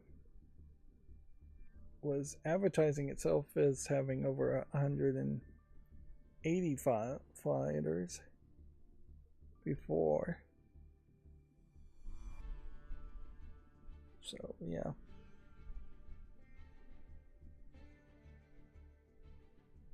Wasn't it a case also that Steam told them to stop putting animated videos in the descriptions? Obviously they haven't gone back and stopped people who may have done it before, but I do think they did say stop doing this because this is distracting.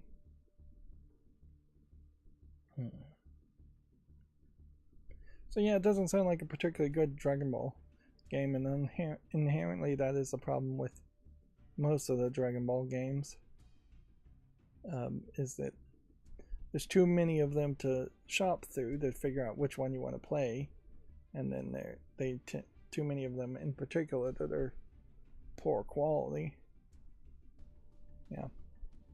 And I would lean towards assuming Fighter Z is the actual Dragon Ball game to be interested in. We look at Bandai Namco, they're promoting Naruto franchise sales and Digimon Story Time Stranger. We go to a list of Dragon Ball specifically. You have a free-to-play, mixed reviewed one, You have this one that we just looked at, Sparking Zero. You have The Breaker is mixed reviewed. You have a very positive Dragon Ball Z Kakarot game. When did this come out? In 2020. You have a very positive Dragon Ball Heroes World Heroes from 2019. And then you have Fighter Z from 2018, very positive. And then there was the whole Xenoverse universe, which I think the Xenoverse games stopped using the Xenoverse brand. I wouldn't be surprised if Sparking Zero is just Xenoverse games by a new brand. But yeah, you can definitely see the older games are the ones that seem to be people seem to be more happy about. And the only one I have is Fighter Z, and that I still think might be the best one to own. But then you do have season pass issues that you have to deal with, as far as, do you want to get all the characters? And you probably do want all the characters, but also, do you want to end up paying a little bit more for all the characters? $10 here for 6 more characters. $10 there.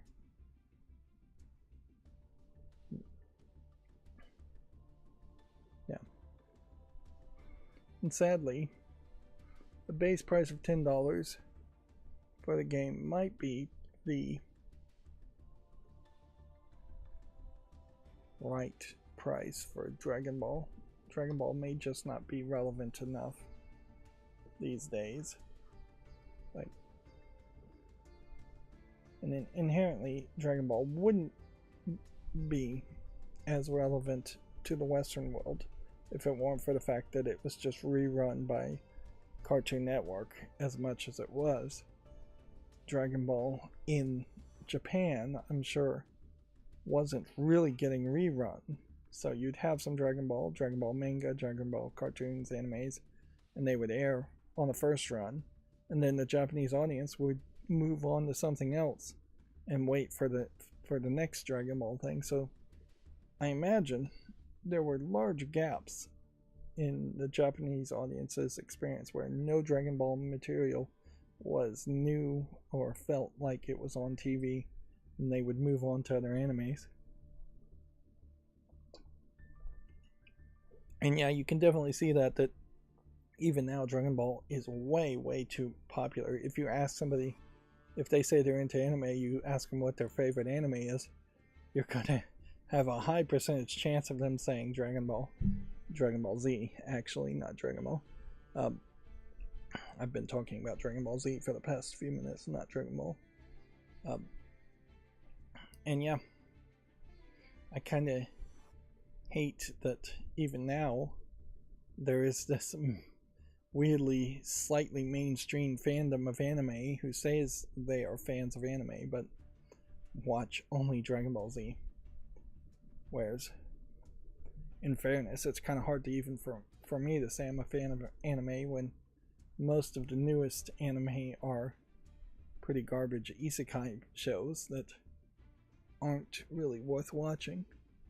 But I am more recently trying to watch some of the newer stuff and finding some things here and there that catch my attention. That being said, the style is very far away from the era of Akira when I was first into watching anime, and yeah, that more cyberpunk sci-fi style. Which, yeah, I was definitely all about cyberpunk sci-fi type mentality for most of my youth, and there is not that much of that left in anime or in other forms. Anyways, we're supposed to be going through the news. Demio X Dungeons and Dragons Battlemarked launches November 20th. Interesting. So we've got some other Dungeons and Dragons thing. It's a cooperative tactical RPG set in the Dungeons and Dragons universe. Yeah, it might be something, but it really, to me, just looks like it's probably not my style of game. Card-based, positional placement-based. And frankly, I've never played Dungeons and Dragons in the first place, so yeah. I've talked way too much in my life about Dungeons and Dragons, considering I've never played it. Pokemon Legends Z-A overview trailer is available if you want to check that out. What would be in the overview trailer? It's 6 minutes. And yeah, somebody's just going to talk over the video.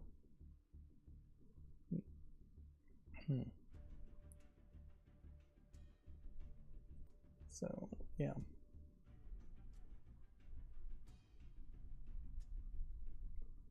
There's a ranking system. You start at Z, you go towards A.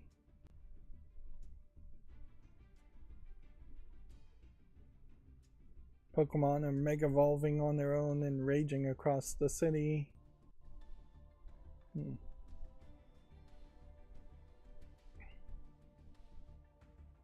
So what it seems like is that this is completely getting away from any turn-based battle. Yeah. That's my thought, is if there is anything uniquely special here, is that you are going to run around in combat. They're going to hang around with people and form a group. Let's see. Let's go back here for a second.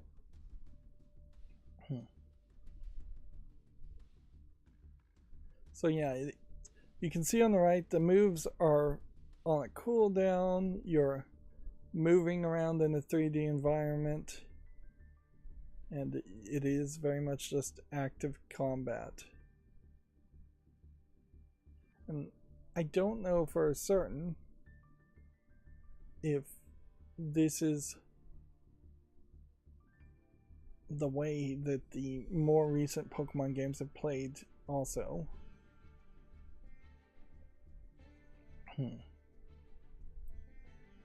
Yeah. It's going to be outfits and fashions, and you can hang out at cafes and makeup. Photo modes.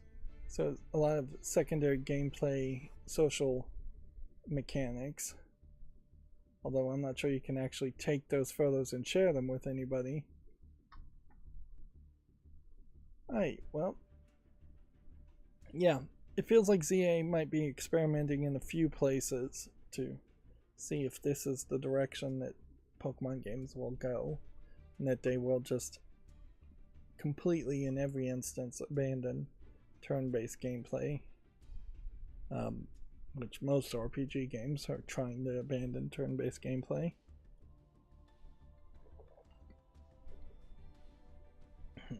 And I think you might find that ZA just performs a lot better and is just as satisfactory as the last Pokemon game that had a big open world, to the point where a big open world may not really be necessary.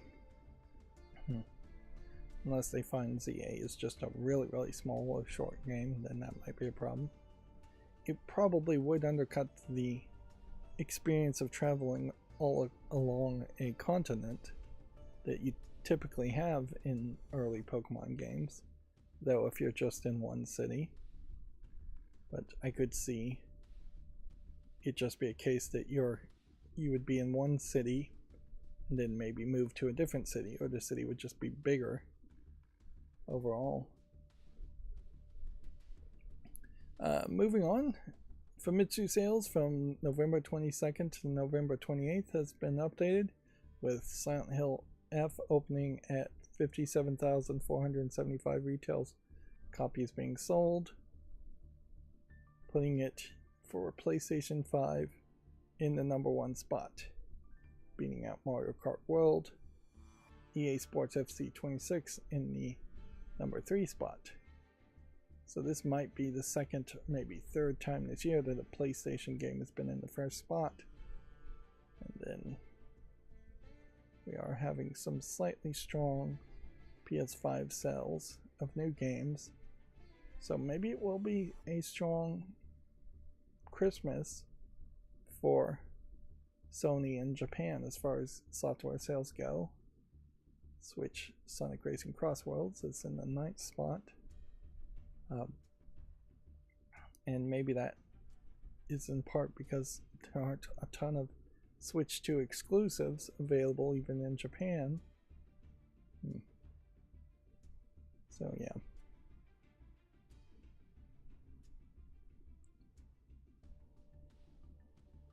But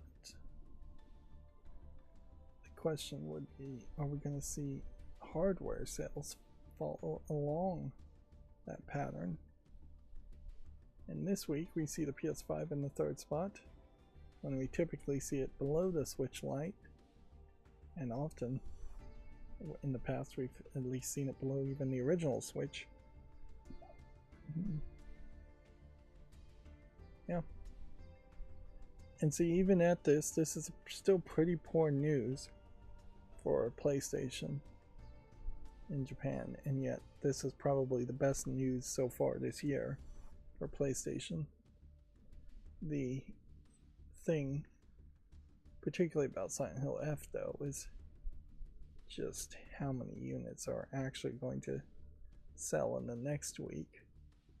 I mean, you'd have to be very hopeful to think a horror game is going to continue to sell well week over week, even in Japan. Moving on, Cthulhu Mythos ADV Lunatic Whispers and the Isle of Ubo-Hoth is coming to the PS4 and 5 and Switch on October 9th. Is this a series that is on Steam?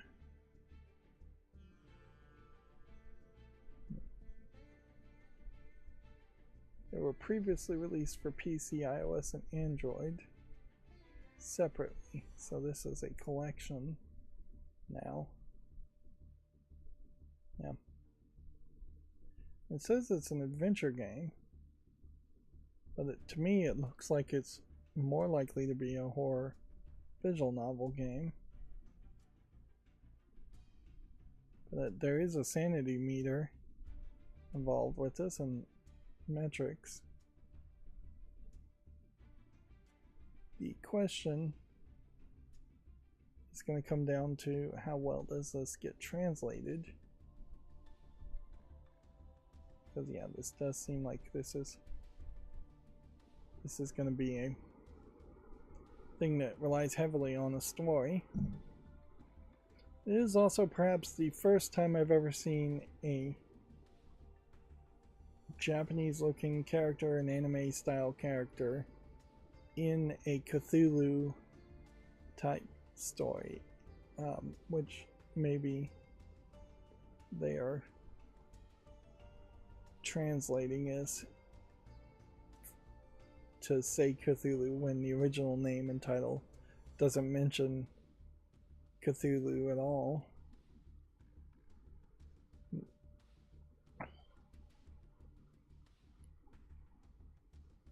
Yeah.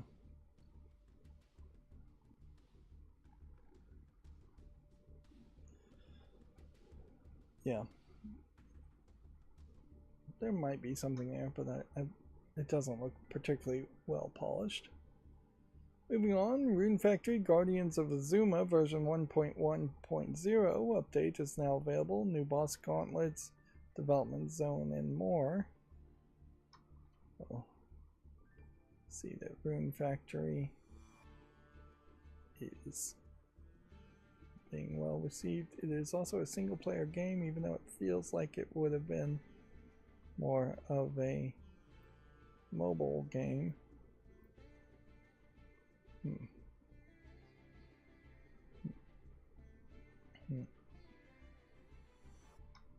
leave it at that. Anima Gate of Memories 1 and 2 remaster for the PS5, Xbox Series, and PC launches November 7th. Yeah. This is an interesting thumbnail, but I bet I'm going to jump into the trailer and see something completely different. Well, it's not that different. Yeah. So here you have a trailer. First thing they mention is it being fully relit.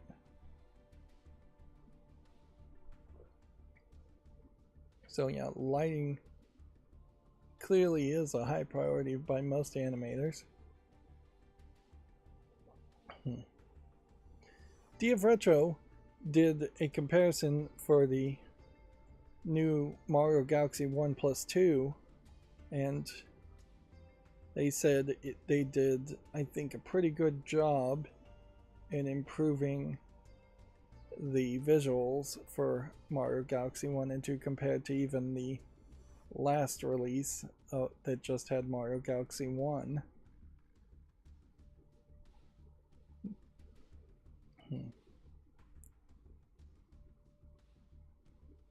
I vaguely recall hearing the name of the series, but there's a real problem amongst the people that I hear people talking about games, which is not that many people in the first place, in that there are a lot of series that feel like they should exist.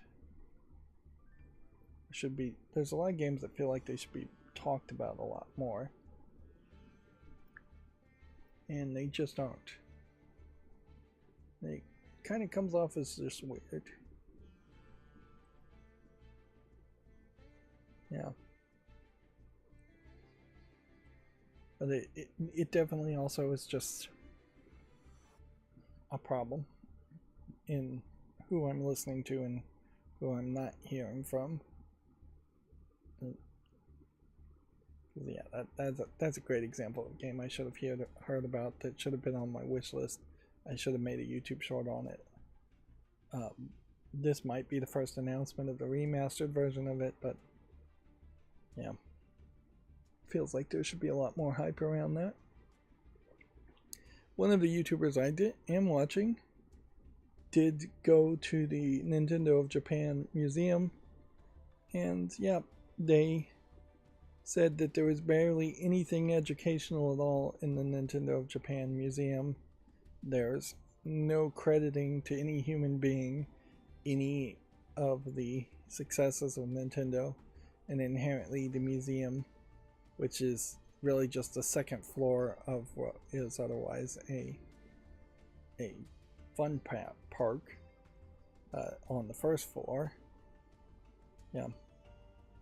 But yeah, the museum is solely focused on finished products that they can show, or prototypes of products they can show. It's not interested in having any text up or a audio tour that would tell you about the history of the characters. The video I saw specifically mentioned things that Nintendo invested in before they were a video game company, such as a taxi service for a brief time, an instant rice company for a brief time, and investing in love hotels for a brief time. All of those not mentioned at all, only the biggest success. And yeah, the video very much highlighted the problem of having a corporate museum that really is probably just a way for them to store props and collectibles and just have a library, a physical library of what you have for reference. But yeah, a corporate museum is going to very much try to censor things and make themselves look best in the light, in the best light always, and leave things out. She also mentioned in her video that with the future of digital only downloads and games like Pokemon Go, there's going to be a very hard challenge for any museum to present things accurately and informatively from something like Pokemon Go. And so in the Japanese Nintendo Museum, they just have some screenshots printed out effectively of Pokemon Go, since that is a digital only app and doesn't have anything physically connected to it, really. Although they did come out with that little accessory that looked like a Pokeball. I didn't hear of anybody actually getting that and using it, though. Our last Gematsu article today is a side-scrolling action game, Hell Reaper, has been announced for PS5, Xbox Series, and PC. Let's see. Guess we'll watch the trailer here. Platforming game.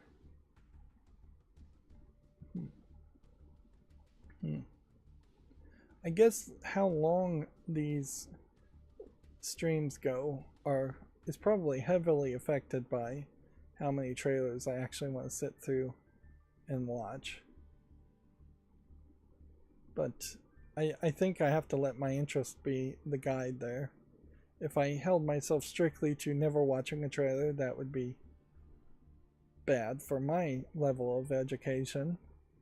And if I watched every single trailer, that would be bad for my level of endurance as far as being able to put up with how much time that would take.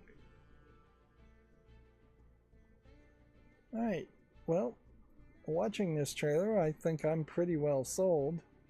This looks like this is a high action hack and slash platforming game.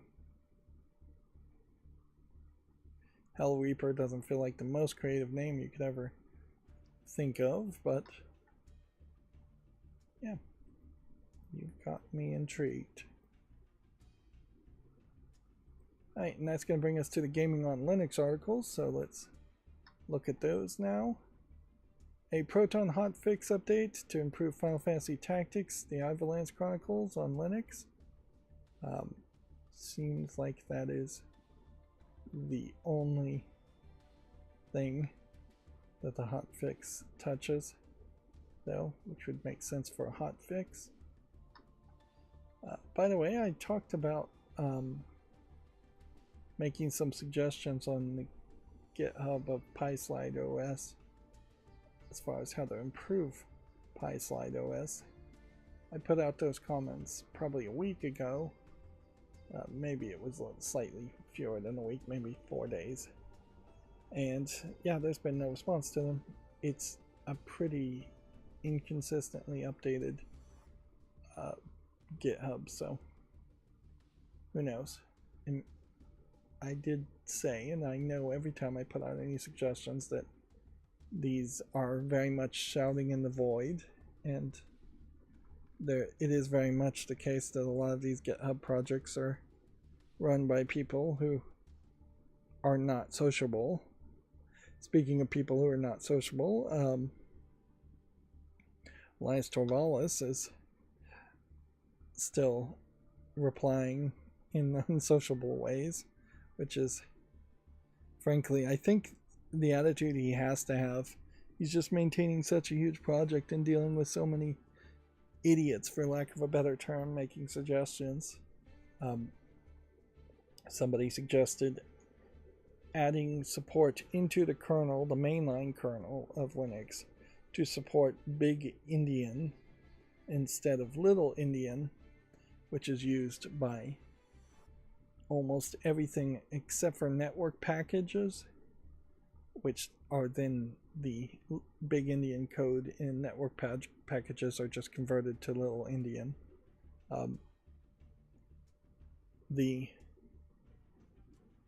And they're saying to add that support really for no good reason, just for academic experimental reasons. And he's like, no, give me a reason. And maybe the problem is he writes these long responses that people can feed off of instead of just saying a simple curt sentence as far as please provide an example of where this would actually be necessary. If you had maybe just some boilerplate responses like that and bounced the ball back into the other side of the court, you might get rid of these kinds of suggestions faster. Frankly, you might even open up like a poll, a popular vote, and just see how much interest there is in things in that case. Anyways, I'm supposed to be going through Gaming on Linux. The truly excellent Utopia Must Fall now has a new beta with Steam Deck support. Okay. Here we can see Utopia Must Fall is still in early access, and that is why it is on my wish list. Although, frankly, at this point it's been in early access for a year. So, how long should I really let something be in early access?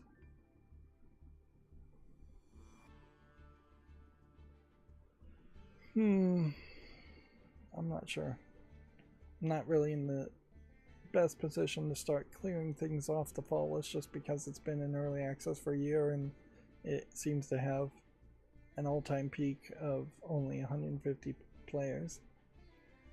Yeah, but I can run those numbers in my head and say, yeah, doesn't matter how good a game is, if it doesn't visually appeal to me, which this one doesn't, and nobody is consistently playing it, according to SteamDB,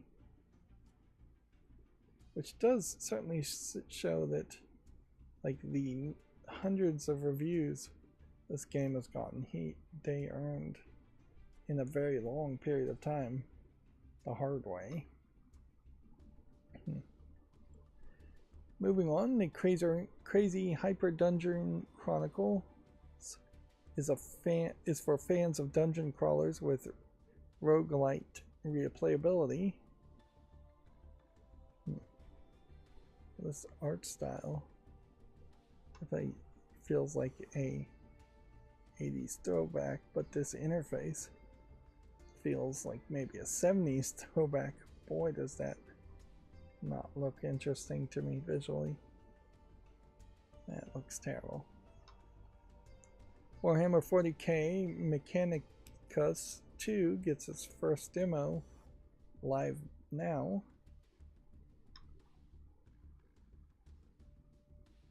Yeah. It's probably not something I care about, but I'll put it on the fall list anyways. A co-op sandbox action-adventure settlement builder called Necessities 1.0 moves to October 16th. This is an interesting character model style. Big heads. Yeah.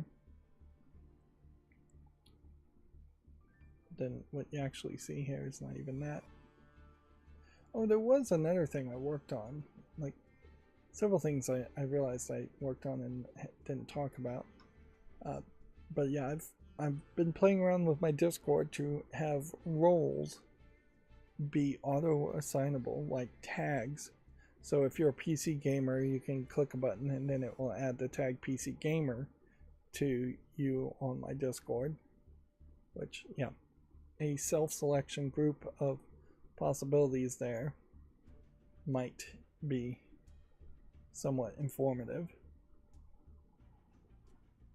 but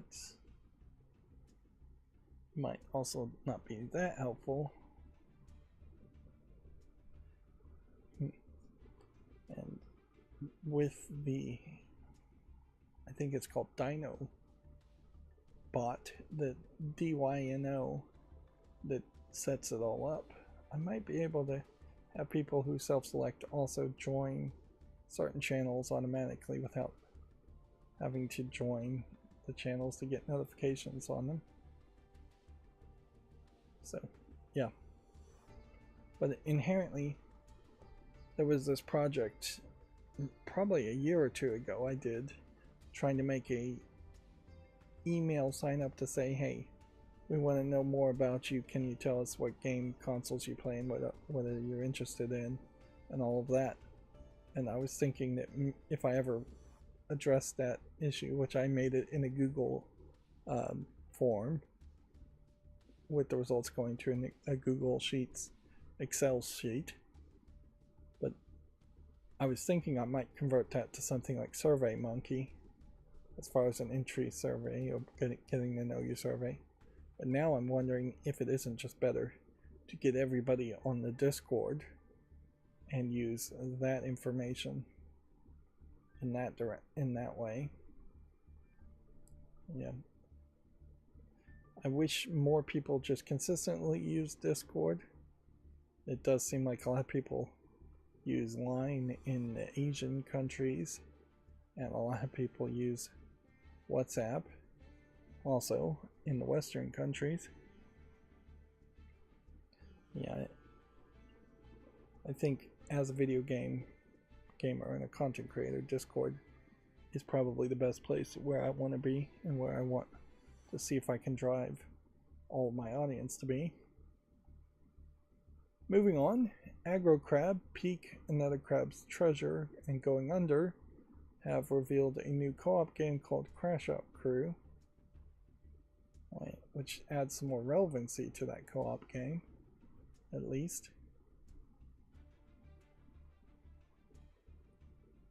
A highly rated creature collector called Evo Creo and Evo Creo 2 are coming to PC with Linux support. What was this originally on? The mobile games originally. And yeah, they to me look like RPG Maker games. Until you get to these screenshots here. Then they look like Pokemon games. Which I'm surprised that there aren't more Pokemon style games or things that look like Pokemon games. Moving on, Green Man Gaming launches their first game bundle to support Special Effects 1 Special Day.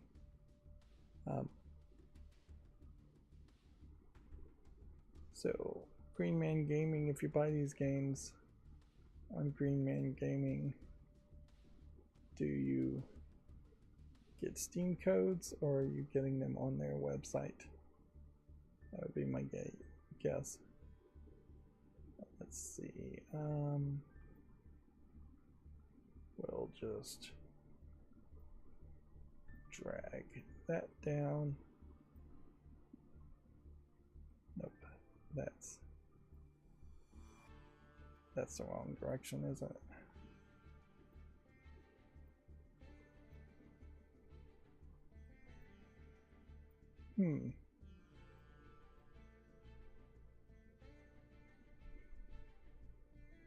How did that go?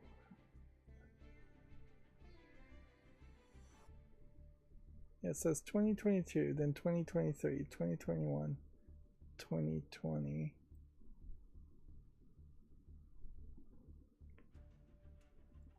None of these dates are within 100 years. All right, and we'll say then, and then we'll say 50.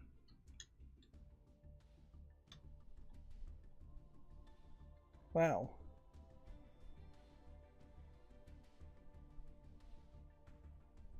I'm typing in 1950 and it's not working. There we go. Apparently my numlock is not on. Okay, so here's Green Man Gaming with a suggested price. And I would assume that these are Steam codes because it says it's on Steam here. So are all of these on Steam? Let's shrink this down a little bit. Yeah, That looks better.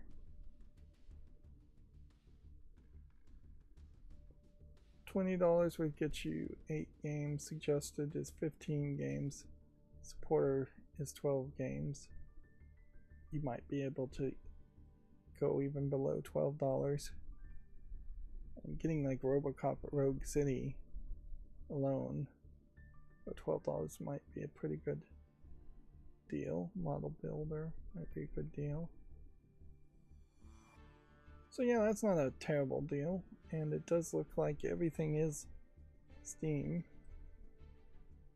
Yeah. DRM Steam.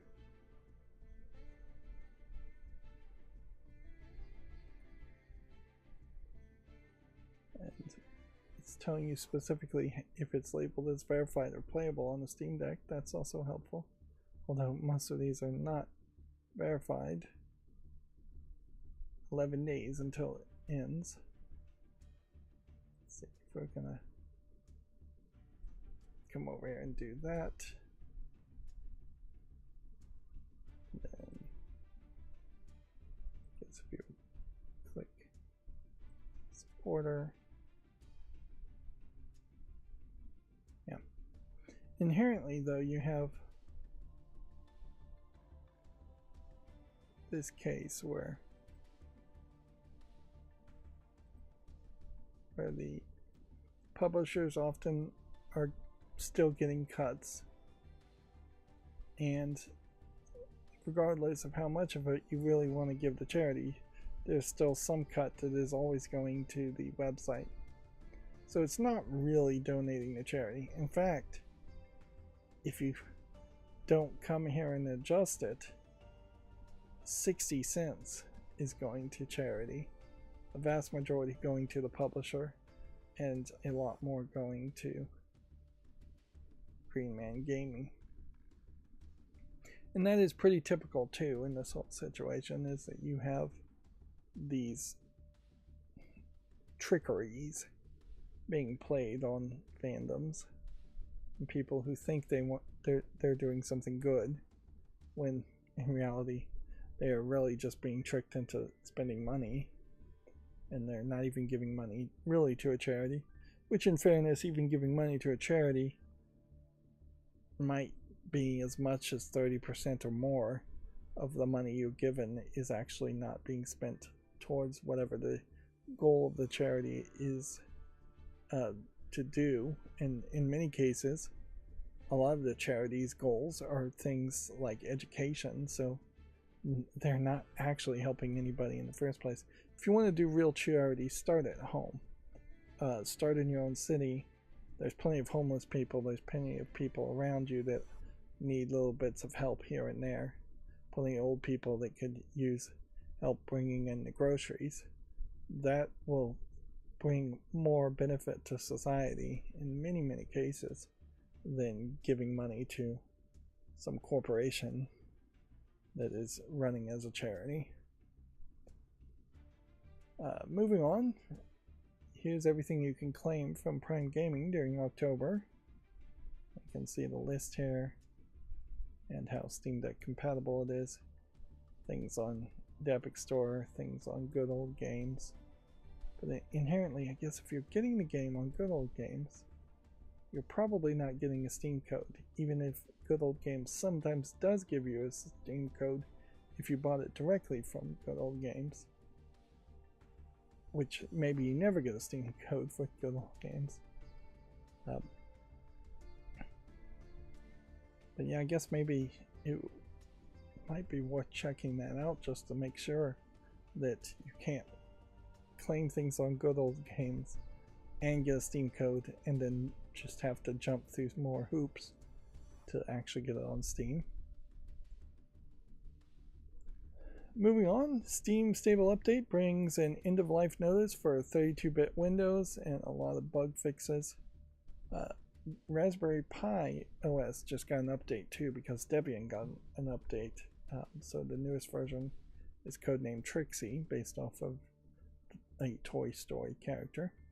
And Raspberry Pi OS is also dropping 32-bit support for at least its time function, moving up to 64 bits for its time functions, which, yeah, 32-bit support for time ends in like 2030. The Windows itself may not really support 32-bit. Windows 11, Windows 10, too much longer. And 32-bit Windows 10 is probably a thing very few people are using. For games in particular, it makes sense for everything to be 64-bit. The concern here, though, is going to be that 32-bit games would not be actually playable on either a Steam Deck or on Windows 11 or a 64-bit Windows 10. And I'm not sure it really means that. Yeah, it says the Steam client will continue running Windows 10, 64, and 32-bit games will continue to be supported. The Steam client, however, itself, 32-bit, is going to be dropped as far as support goes. So you're going to have a 64-bit version of Windows 10, which you almost certainly do, and the 64-bit version of the client. That might be a good thing, though. That might mean that it frees up some time for somebody else at Valve to work on something else. Although, inherently, I kind of feel like the people at Valve have plenty of time now, and they just, frankly, are a little lazy in some cases, and that they don't do things that they don't want to do. For instance, the friends and chats logs only being 2 weeks long, even for kids' accounts, seems like a glaring need for improvement there, and yet they haven't done anything, nor have they even announced or changed anything as far as their family sharing setup since they fully came out with it at least 6 months ago.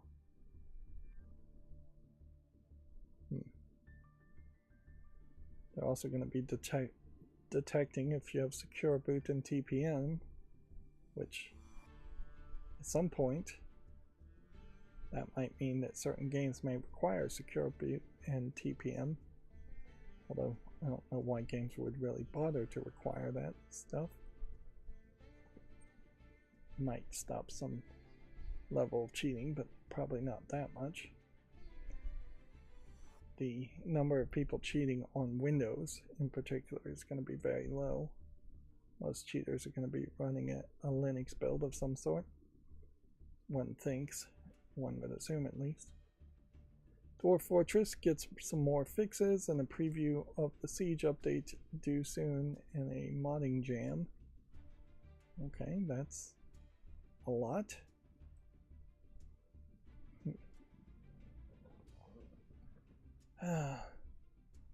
Been sitting in the chair too long. Yeah. Basically need a chair that has a inflator in it. Just needs some kind of cushion that re-inflates.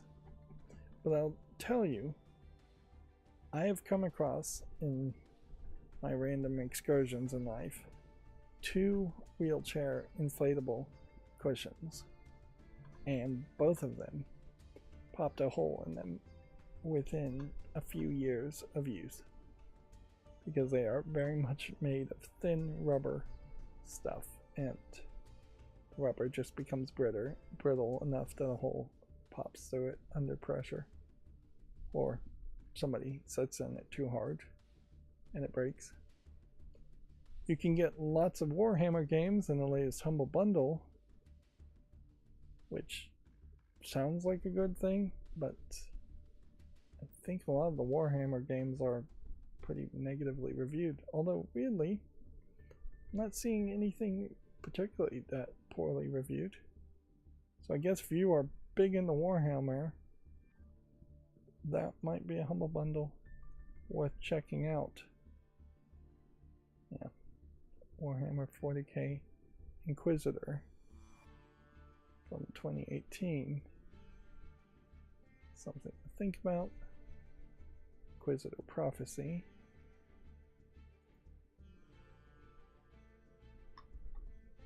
Warhammer 40k Daka Squadron from 2011. Warhammer Chaos Bone. Mixed overall, very positive recently.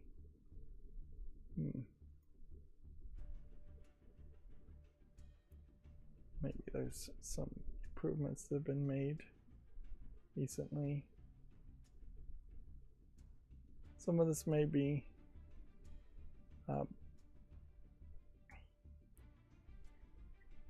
the price tag in particular. Is that if you're getting it for $3, it's worth it, but if you're getting it for $25 or more, it's not worth it. Vermintide, I apparently already own. Interesting. I don't know how I ended up owning that. That was probably via Humble Bundle. Mechanicus 1.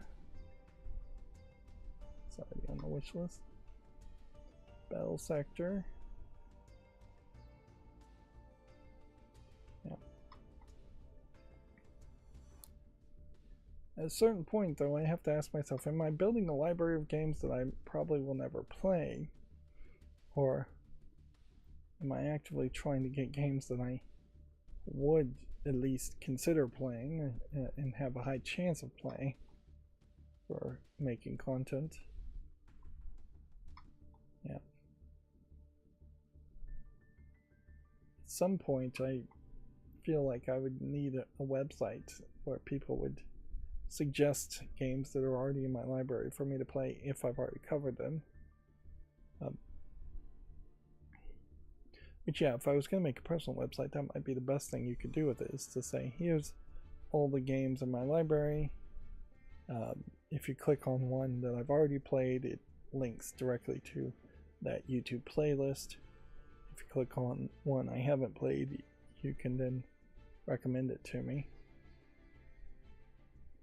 Of course, I'd probably have to be way more successful and bigger before I bother to make a website like that, and I'd probably need to pay somebody else to make a website like that. I don't know how I'd really pull that off.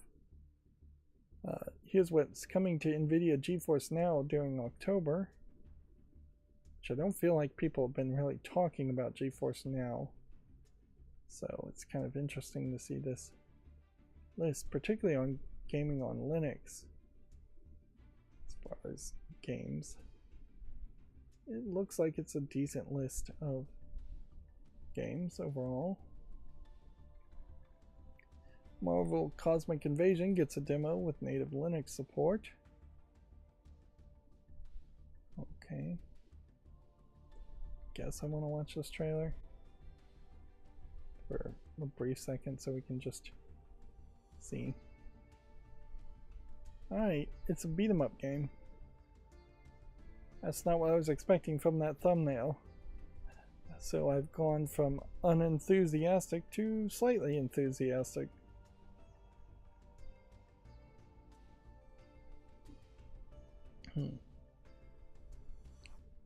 Now, I have a concern here. If it's the entire Marvel universe, which it seems like it is, and it's fighting the Skrulls, or the Super Skrull, which it seems like it is this going to be a super long, repetitive game, or is it going to be a game where you have several characters you can play as, but not all the characters, or you can play as all the characters, but the actual experience is going to be very short?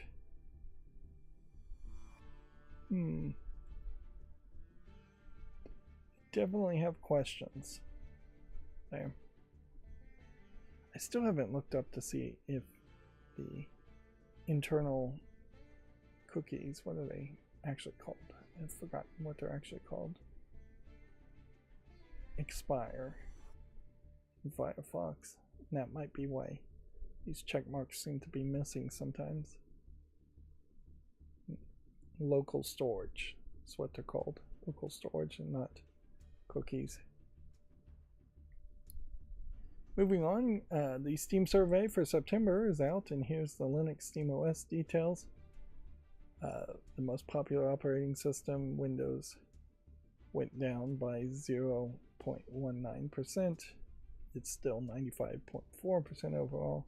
Linux went up by 0.04%, and macOS went up by 0.14%. So more people seem to be going to macOS than they are going to Linux.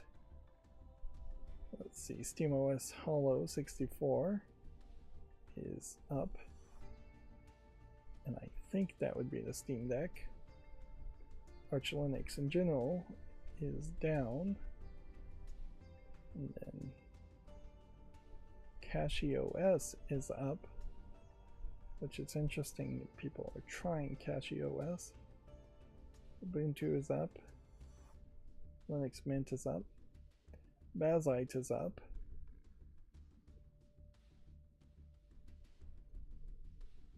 Bazzite has a reported OS name changed. It was at 2.21% last month. Interesting. So they changed their name, or Steam changed the name and how it was reported. Yeah. Other operating systems are down. Fedora 42 KDE Plasma version is up a little. Yeah, it's slowly and steadily seeing little bits of improvement, but it would be hundreds of years at this rate before Windows was fully abandoned, if ever. Let's see, Grounded 2 gets a major update and brings some Steam Deck improvements. Nice to hear. Grounded 2 is still labeled early access on Steam, that's why it's on the fall list. The SteamOS 3.7.16 beta released to fix performance overlay with Baldur's Gate 3. I'm not sure it does anything else, though. I'm not sure I ever got my SteamOS to stop being in the beta channel either. So, Below the Crown from the developer of Tuskers arrives in November, with a demo being live now.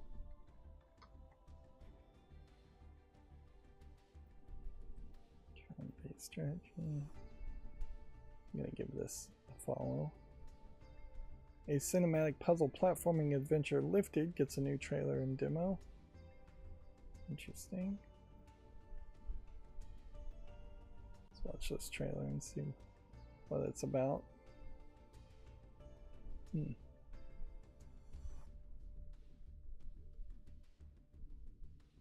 Let's see.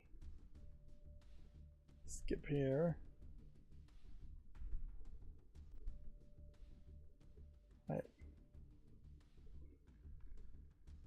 So it's a lot of climbing and platforming, it looks like. This is a weird animation style that we don't see very often. I won't say I immediately hate it, but it is strange to have characters with floating arms and legs.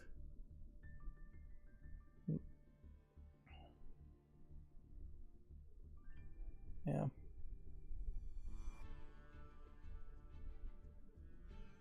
Okay, well,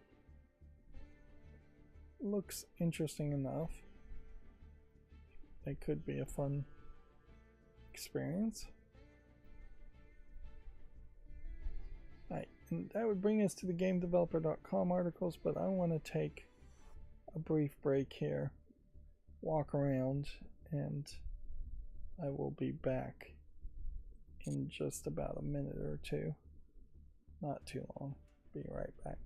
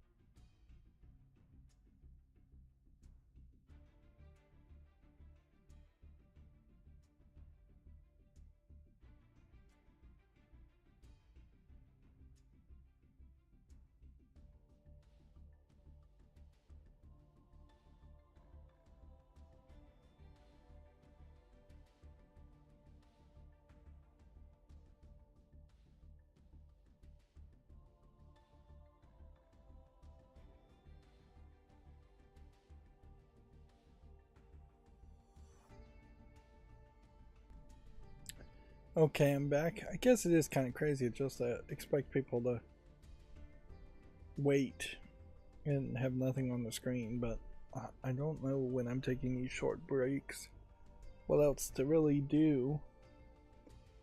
I don't want to have an entire playback of an entire game of Yu-Gi-Oh! And then have to wait on it.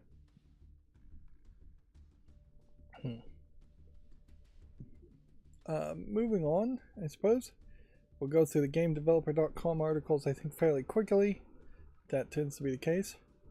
Lucid Games opens a new Liverpool office to support expansion. What has Lucid Games made? They've made a game called Destruction All Stars. Oh, by the way, yeah, I talked about how I had gotten some Oreos and how they tasted gross, that the chocolate tastes gritty and the filling tastes like too sweet and like it's made out of margarine or something, or oil based. And while all of that is still true, there's clearly something addictive about it, because I am scarfing down these Oreos like I usually do fairly quickly. I should be just proud of myself for not eating them all in one sitting, and only eating 2 or 3 per time I look at them in my refrigerator. Which, yeah, I prefer them chilled. But I'm not going to buy any more of them. It's when I'm looking for sweets, I want sweets that are barely interesting, things that I'll eat maybe one of a day, if not less often than that, and then things that aren't super unhealthy, if we can find that too. GameDeveloper.com has a patch notes, which is just a collection of their other articles, so there's no reason to really look at that. The ESA has new guidance for storefront accessibility tags, helps players understand your game's accessibility offerings. Well, to start with, I would say I suspect this is hard for somebody who is colorblind to see. That this green on this blue background in particular might very well move into nothing. This slightly lighter magenta and this darker purple on my main monitor looks exactly the same, and only on my third monitor does it look good. That's because my main monitor's brightness is turned up really bright. I assume these are all the same color orange and this blue. So, accessible games incentive helps standardize how tags created by the initiative are displayed across different storefronts. The practice can help players seeking information about the game's accessibility options quickly determine if they're able to play the game. Let's review the guidance by clicking here. This is GameDevelopers.com, so obviously this is for game developers. Let's see. Well, can't read that looking at my TV 8 feet away.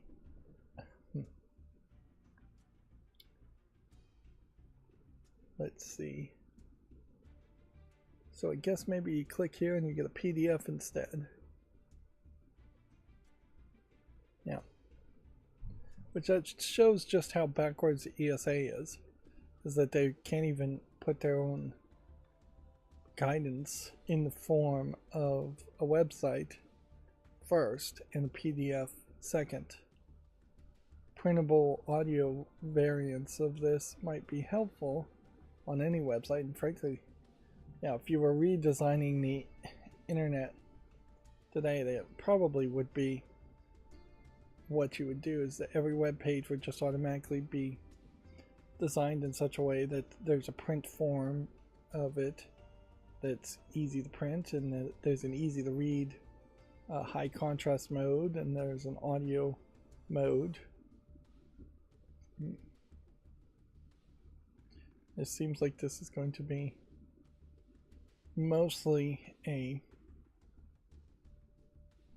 bunch of text with very little pictures, which does not make for interesting viewing on a YouTube stream. And so, yeah, ESA is not really a regulatory body. It's a lobbyist group run by some of the bigger Western video game companies and Nintendo and PlayStation. So don't really have to follow these examples and these advices, which frankly doesn't look particularly helpful anyways. Seems to be no icons really. Another tagging system here, and then all they're really showing off is this logo and then text sounds as far as tags go.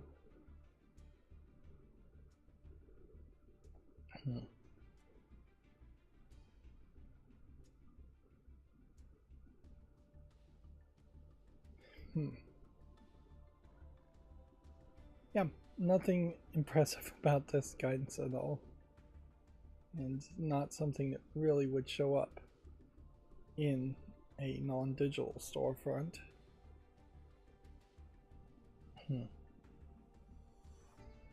Moving on, GLAD has unveiled a queer emerging developers mentorship programming. Up-and-coming developers can now apply for new mentorship programs, and I guess you have to just claim to be part of the LGBTQ community, or perhaps only the Q in the alphabet there to be qualified for it, for a mentorship program like that.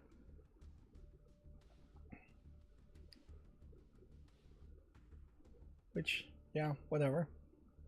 I don't know how much mentorship really helps you in the games industry at all, considering it is, well, it might actually help you quite a bit. Knowing people might help you get a job way more than anything else. Let's see.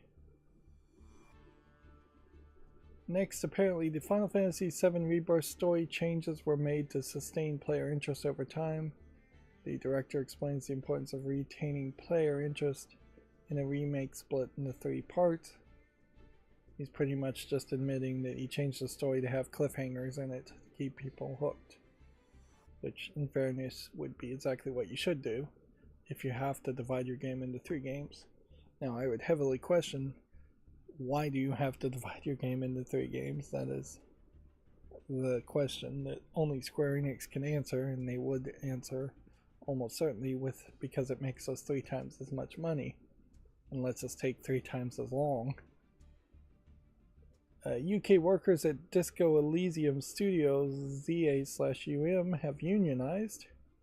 Employees have formed their first recognized workplace union in the UK game industry. So, interesting. I would have thought there would have been a union before now in the UK. Not that there were that many UK game companies in the first place. I would definitely say unionization probably would help more people more often than mentorship programs would.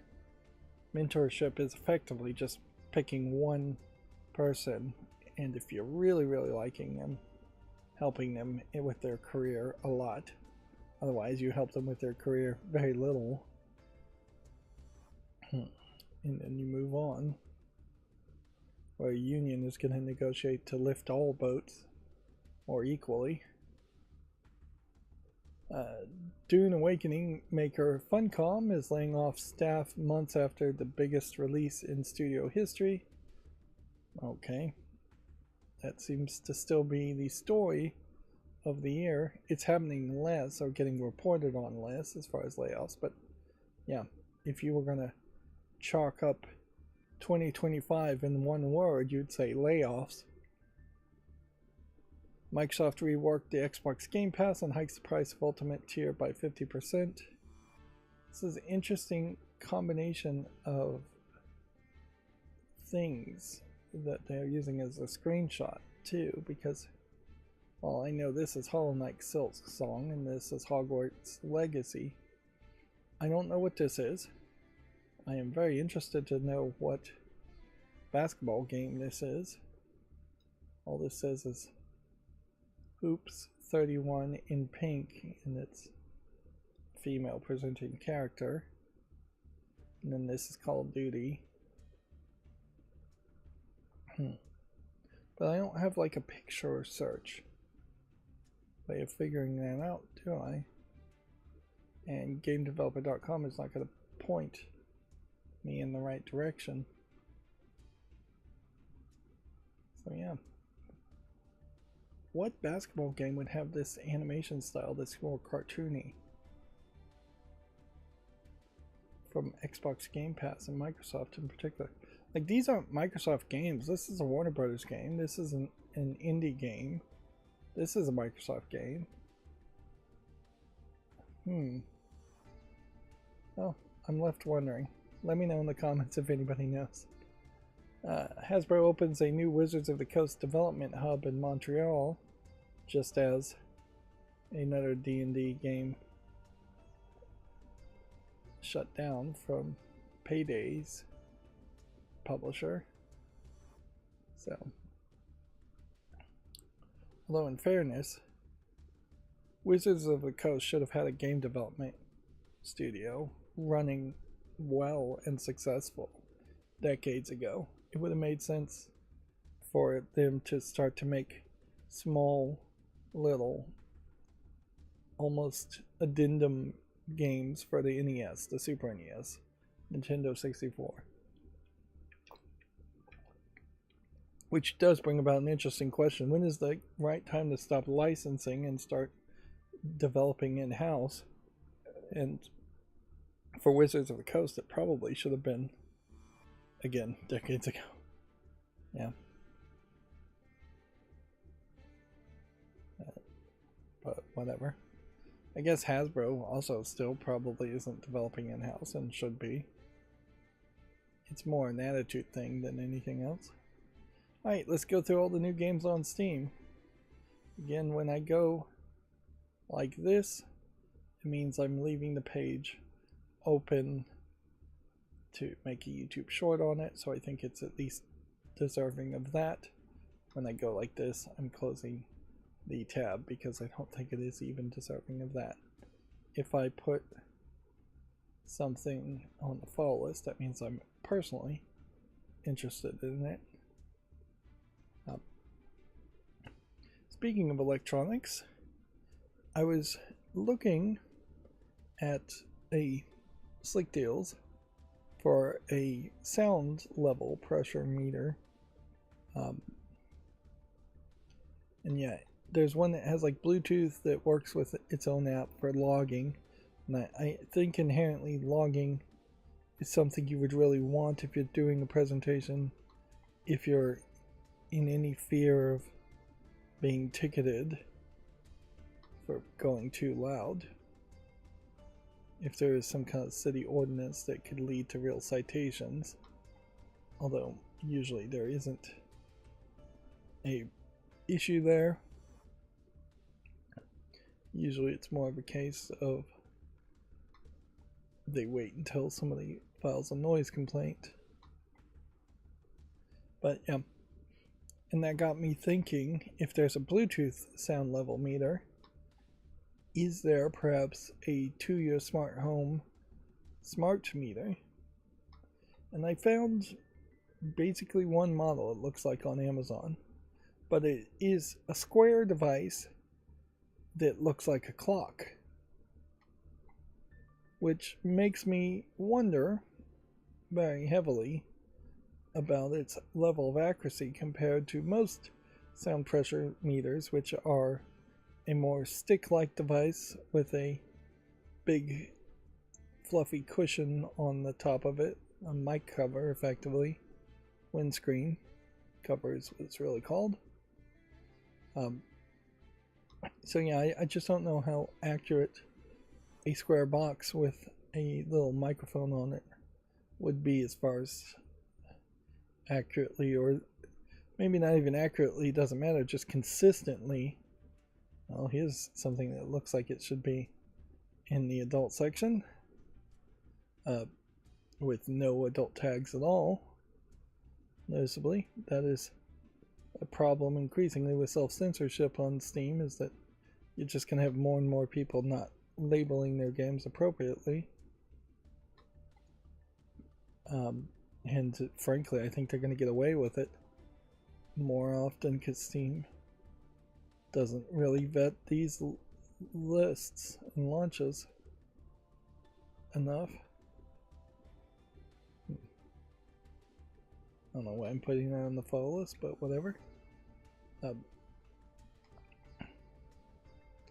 So yeah, if it consistently read pressure levels, it might be fine as a smart device, even if it's not going up loud enough. Like the one I think I was looking at that's a smart Tuya sound level meter goes up to like 110 decibels, whereas the non-smart one I think goes up to 130 decibels, which that's a pretty big difference there.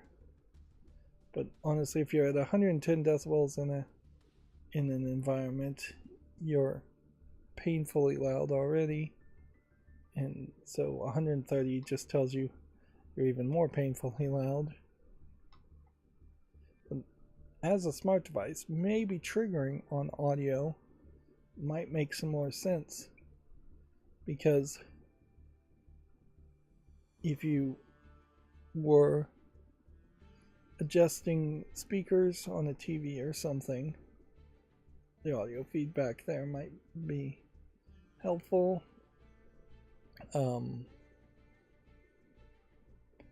Instead of trying to have a motion sensor or a presence sensor, which actually you need a presence sensor, not just a motion sensor, you might have an audio sensor happen instead.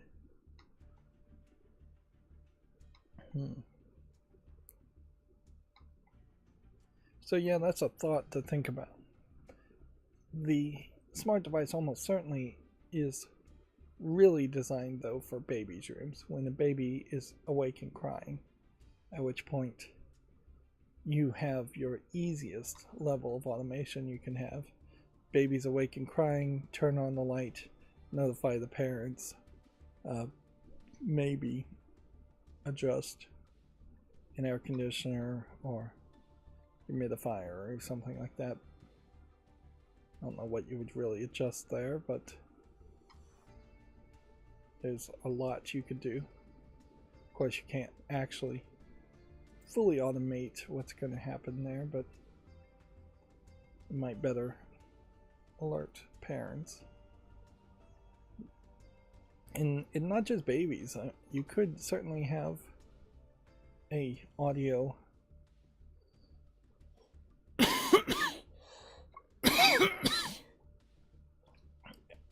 notification for younger kids. I think by the time they're probably 13 and 14, there's no point in really having notifications like that, but you could tell young kids, hey, you're being too loud, with a notification, instead of having to go and yell at them that they're being too loud, which sort of defeats the whole idea too.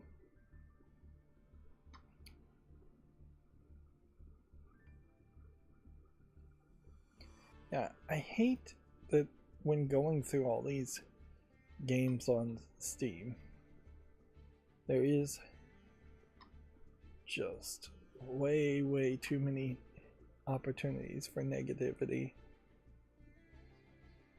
I mean, I really do wish we saw either less games or better games. Because it wears on me, so it almost certainly has to wear on other people too, just to see massive amount of games. But I don't know how to really curate it in any sense. Yeah. Wait a minute. Let's open that one back up again. It has a roguelike element to a pull game. That changes everything. Shoot the ball. WASD.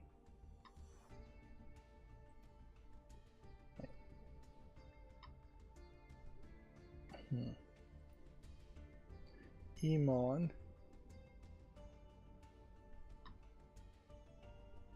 Rated Sudoku. I'm gonna put this on the fall list for my own personal reason, but I'm not gonna make a YouTube short on it because it's visually not that interesting. I'll make a YouTube short on this. Yeah, we get not that many hidden objects, hidden object games. There's a ton of them over the course of a month, but every couple days you really are only seeing 2 or 3 of them. And they all tend to be from the same publishers and of a certain level of quality. So if we could see that level of quality for every other kind of game, I'd be fairly happy. Or that level of that amount of releases for other types of games, I'd be fairly happy. But then there are definitely tons of types of games I just don't want to see it exist at all. But there's no level of even one that feels like it's worthy of being on Steam, which is still a pretty low bar. This doesn't support Japanese, English. Like these 101 cats in particular. Yeah, anything with 101 in it or cats in it as a hidden object game, I feel like these things need to go away or just be severely limited in what they're selling.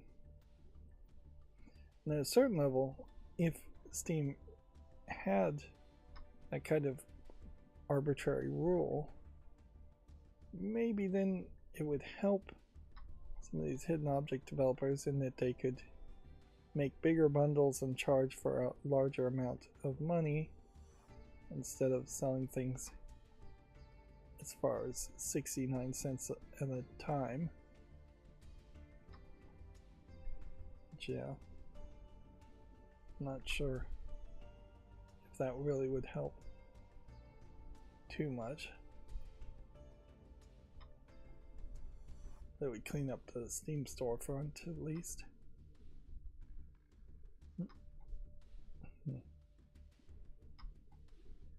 You know that the sales are starting to dry up as the economy gets tougher and tougher in the United States, as Slick Deal's front page has now had a sale on socks. Not computer stuff, not video games, not anything sexy, just regular socks. And yeah, increasingly that is what I'm seeing as it's being labeled as being on sale and a good problem. I'm also noticing that a couple of things I've ordered from Amazon are taking a lot longer to arrive. It's not just like wait a week at most, it's starting to be wait 2 weeks, wait 3 weeks. And I'm assuming tariffs and price are being calculated into the price I am paying, but not in a particularly surprising way.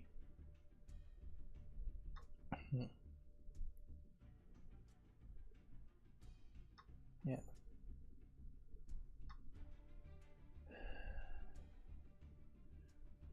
I'm probably putting way too many things on the follow list. It's not like I do anything to clean up the follow list. On a weekly basis, at least.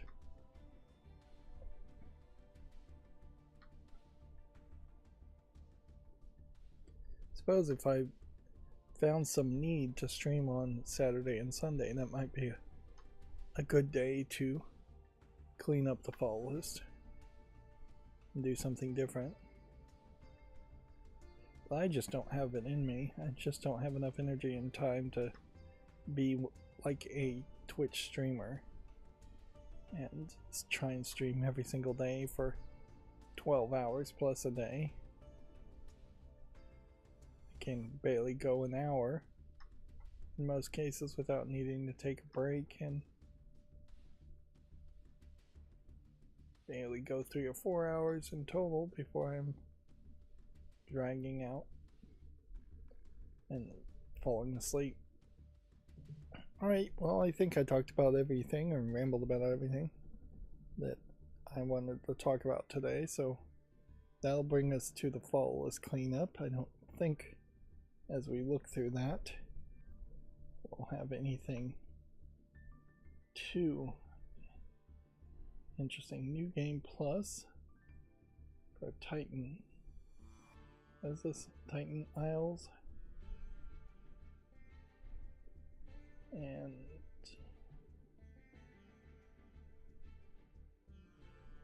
what else?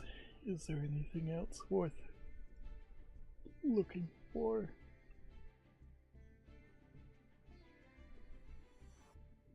Let's see, let's try this Trick and Treat Adventures. Some of these games update themselves very often and show up very often. Some of these games just do very little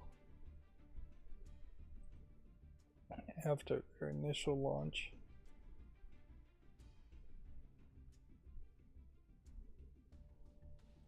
So yeah, we've got several things here that are out now. So we'll see. And that's going back to Monday. How many of these have any reviews?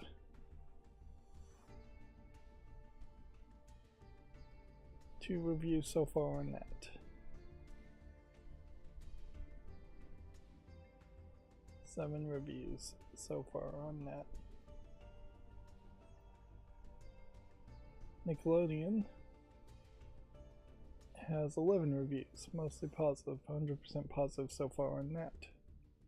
It's weird that Nicktoons and the Dice of Destiny, that was a game, is not being promoted particularly well, but might be promoted on Nickelodeon, assuming Nickelodeon is still a thing.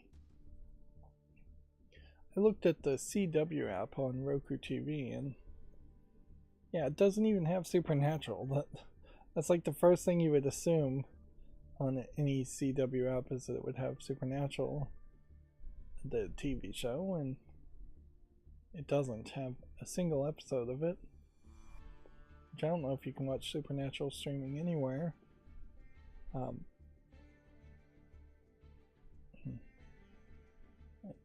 Yeah, doesn't really have anything else of interest on it either. Alright, well, that's gonna be